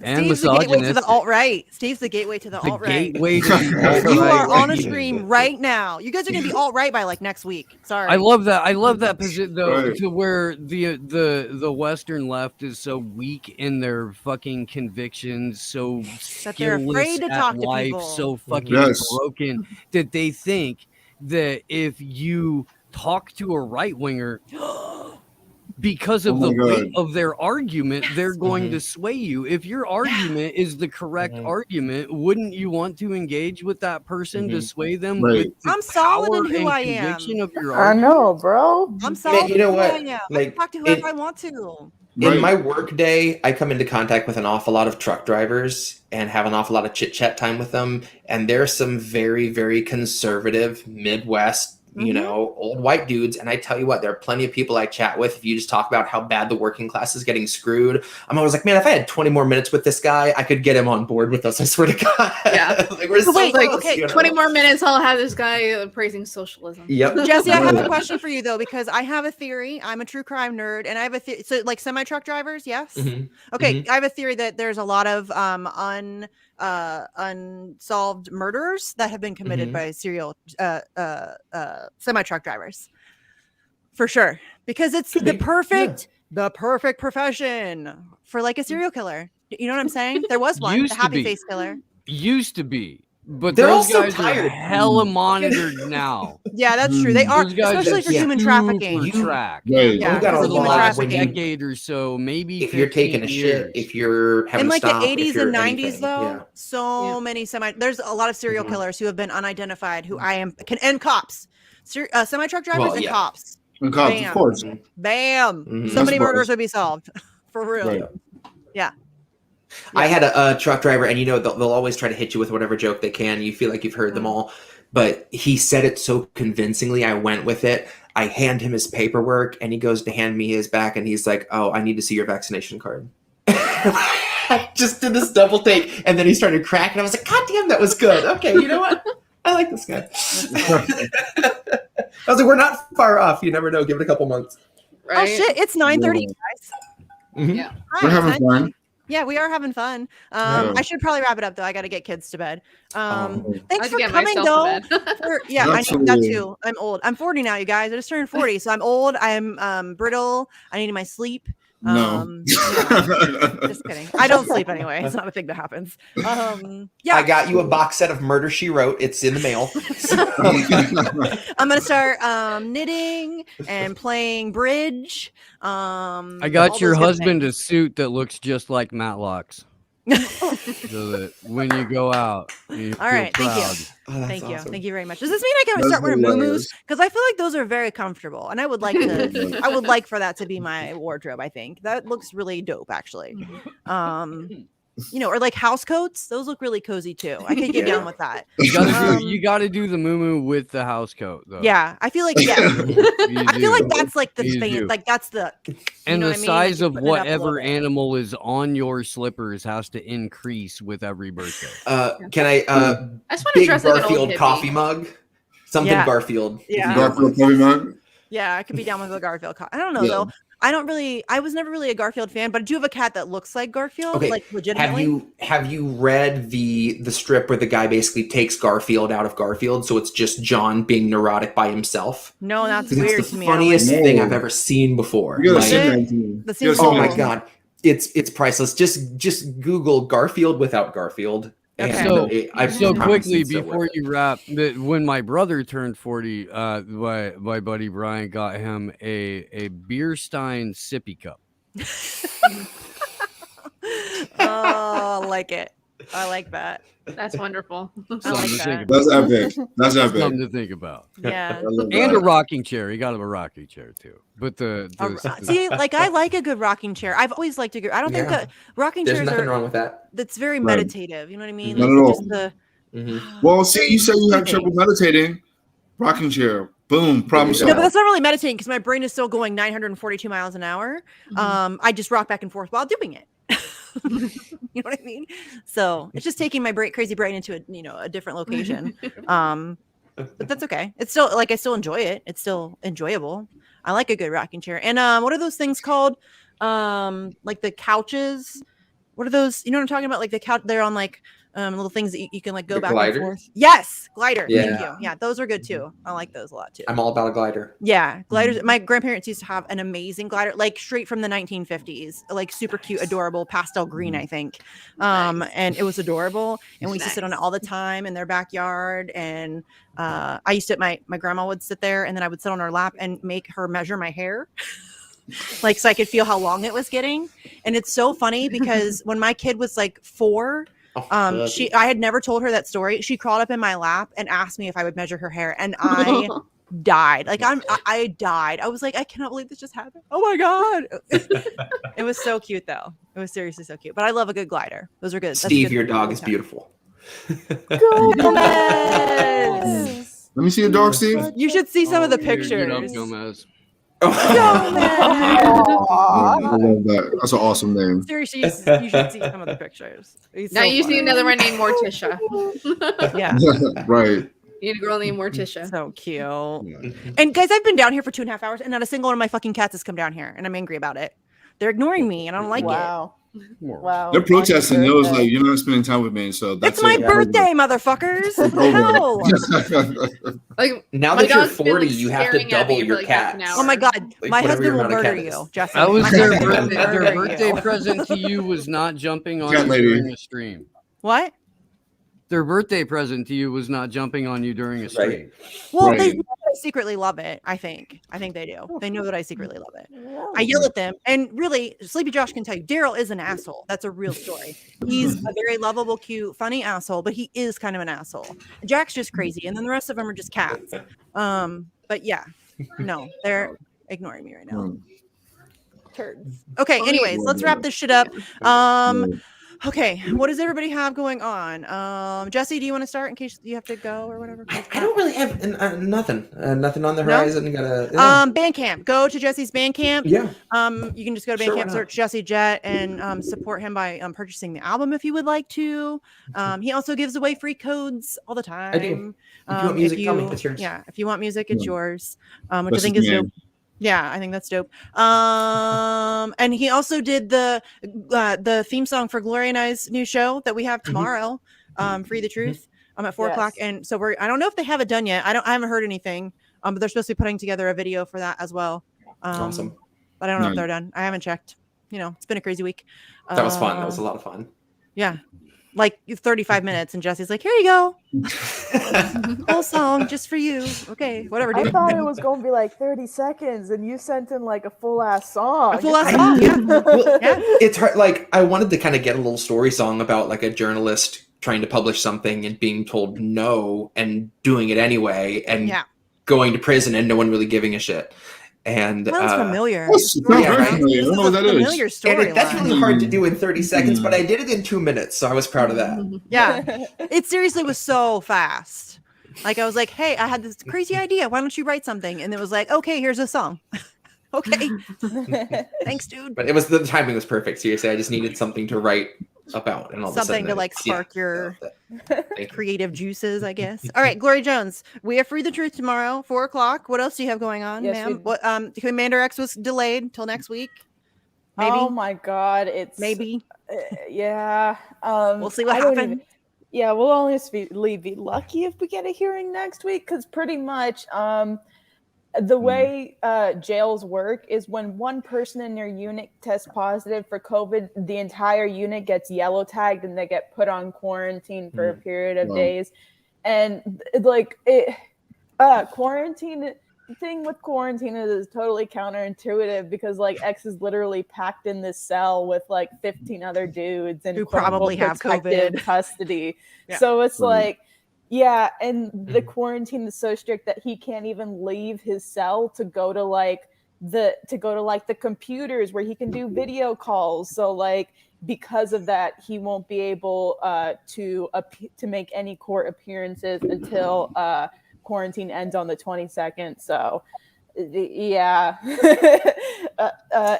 For an update on when the actual court date is, you can go to @FreeCommanderX_ on Twitter.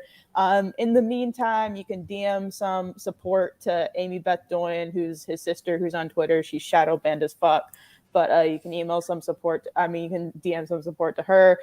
You can write Commander X a letter. Would be much appreciated, especially because it really helped him. It really helped get him through winter when he lost his privileges because deputies wanted to fuck with him. So they gave him a disciplinary write-up that was false. Bogus. Yeah.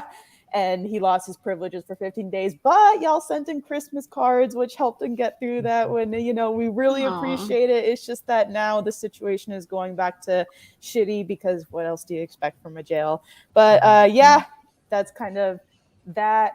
And what else? I'm on the show called Slow News Day, aka Scoop Gang. I'll let Steve tell you what we got coming up there since it's in his name. And other than that, I have a Hive blog. It's @0eclipse with 2 E's at the end.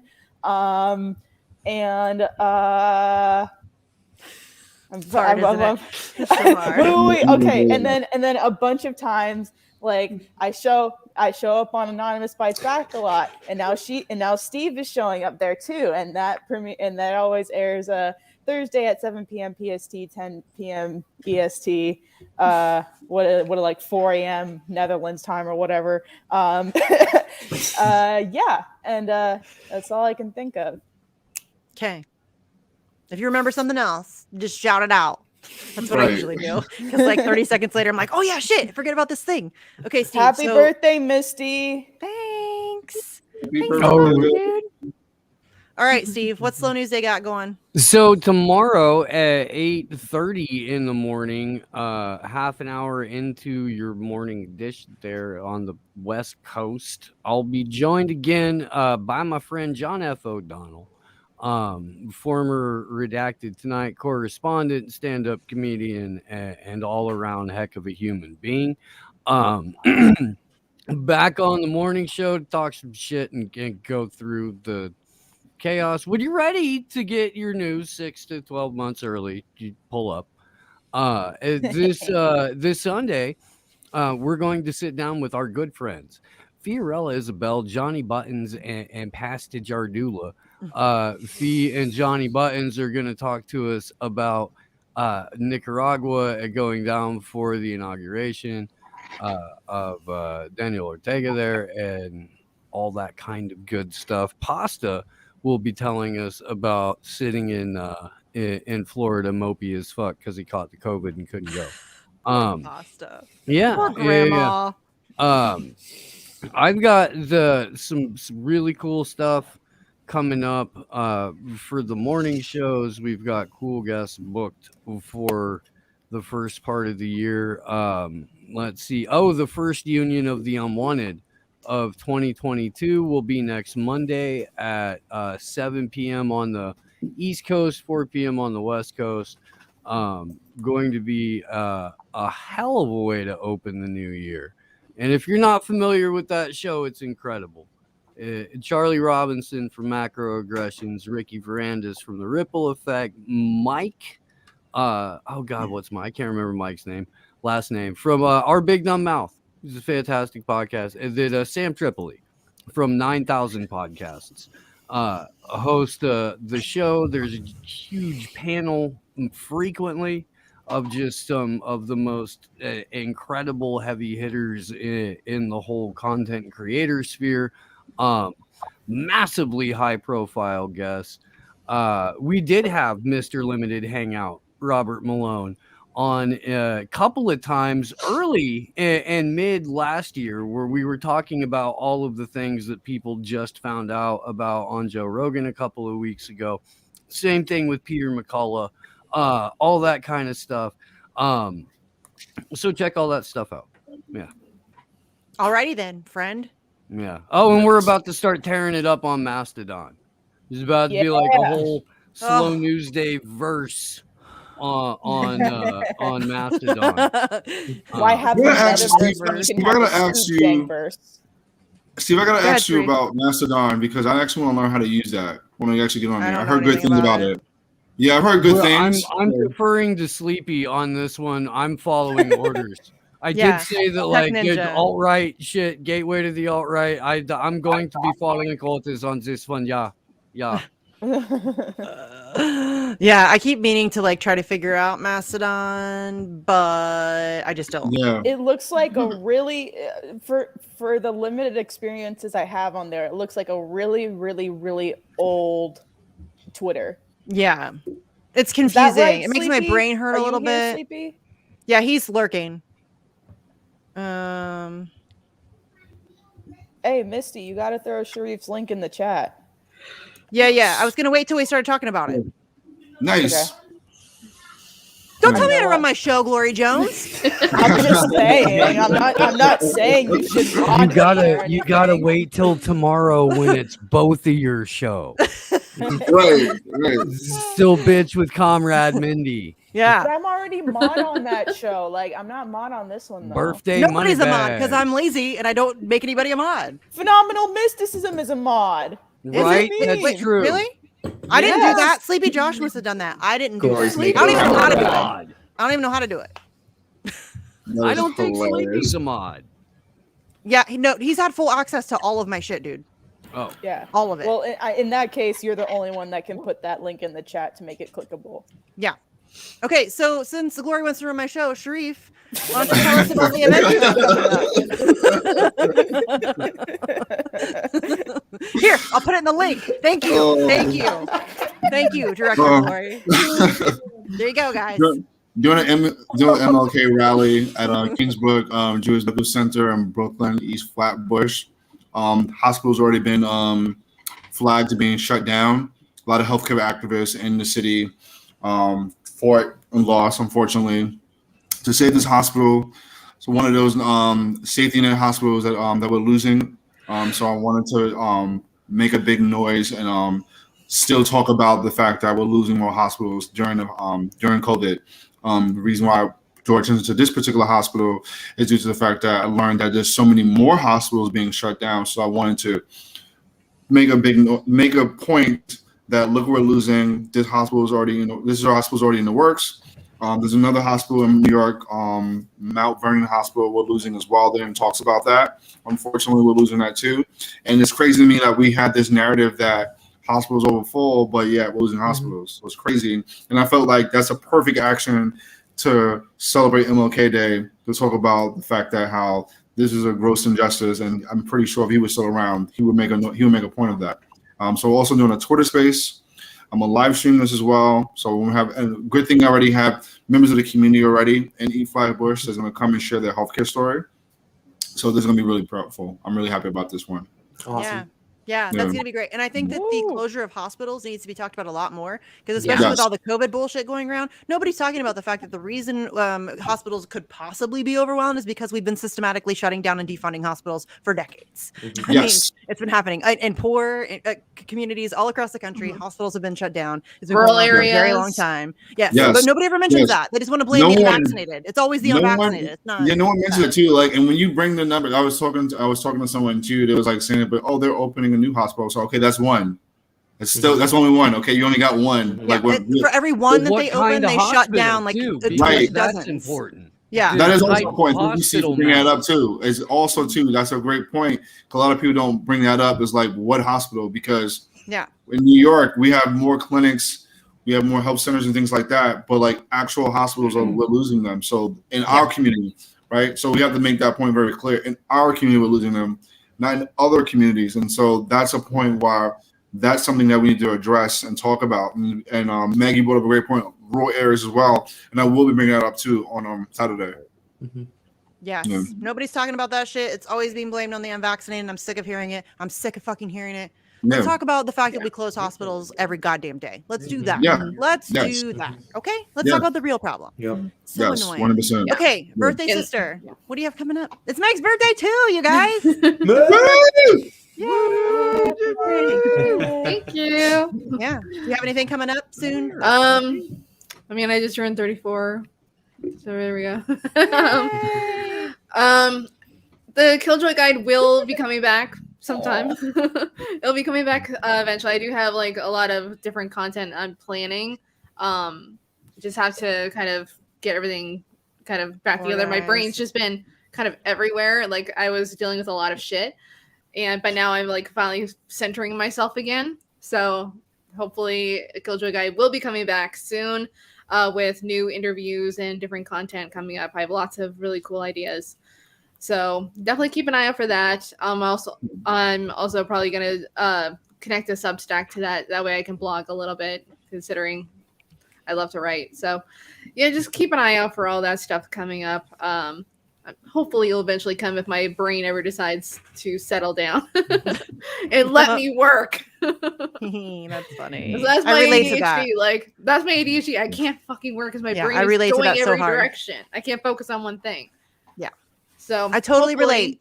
Yeah. Hopefully if my brain decides that it wants to take your time. Like no rush. Don't feel rushed. Like I think a lot of people feel like pressure to get like, oh, I got to do this thing, or I got to put this content out, or I got to like just do whatever you need to fucking do. Even people who don't have ADHD, we have that problem. Some people have that problem too, and like you don't feel rushed, don't feel pressure. You're in community, so we'll support you.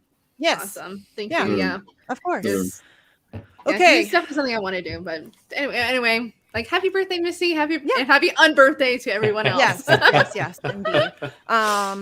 So I don't know. I don't really think I have anything other than tomorrow we have Free the Truth at 4, like I mentioned earlier. Friday we have a vigil. We're gonna have Addie Ads on, who was, of course, covered the Ghislaine Maxwell trial. If you missed yesterday's vigil, it was awesome. We had Alex Rubenstein on, and we talked kind of a little bit about a lot of things. We talked about Julian Assange and the state of journalism and COVID and all kinds of stuff. And then Scott Horton came on to talk about the 20th anniversary of Guantanamo Bay, which was interesting. And like that dude's like just like a library of knowledge. And so you can kind of, I remember when he was on Facts, we literally just asked him a question and we're just like, and just listened. He just talked for like an hour, and it was great because I mean he's got like he's just kind of a wealth of knowledge. So that was a lot of fun.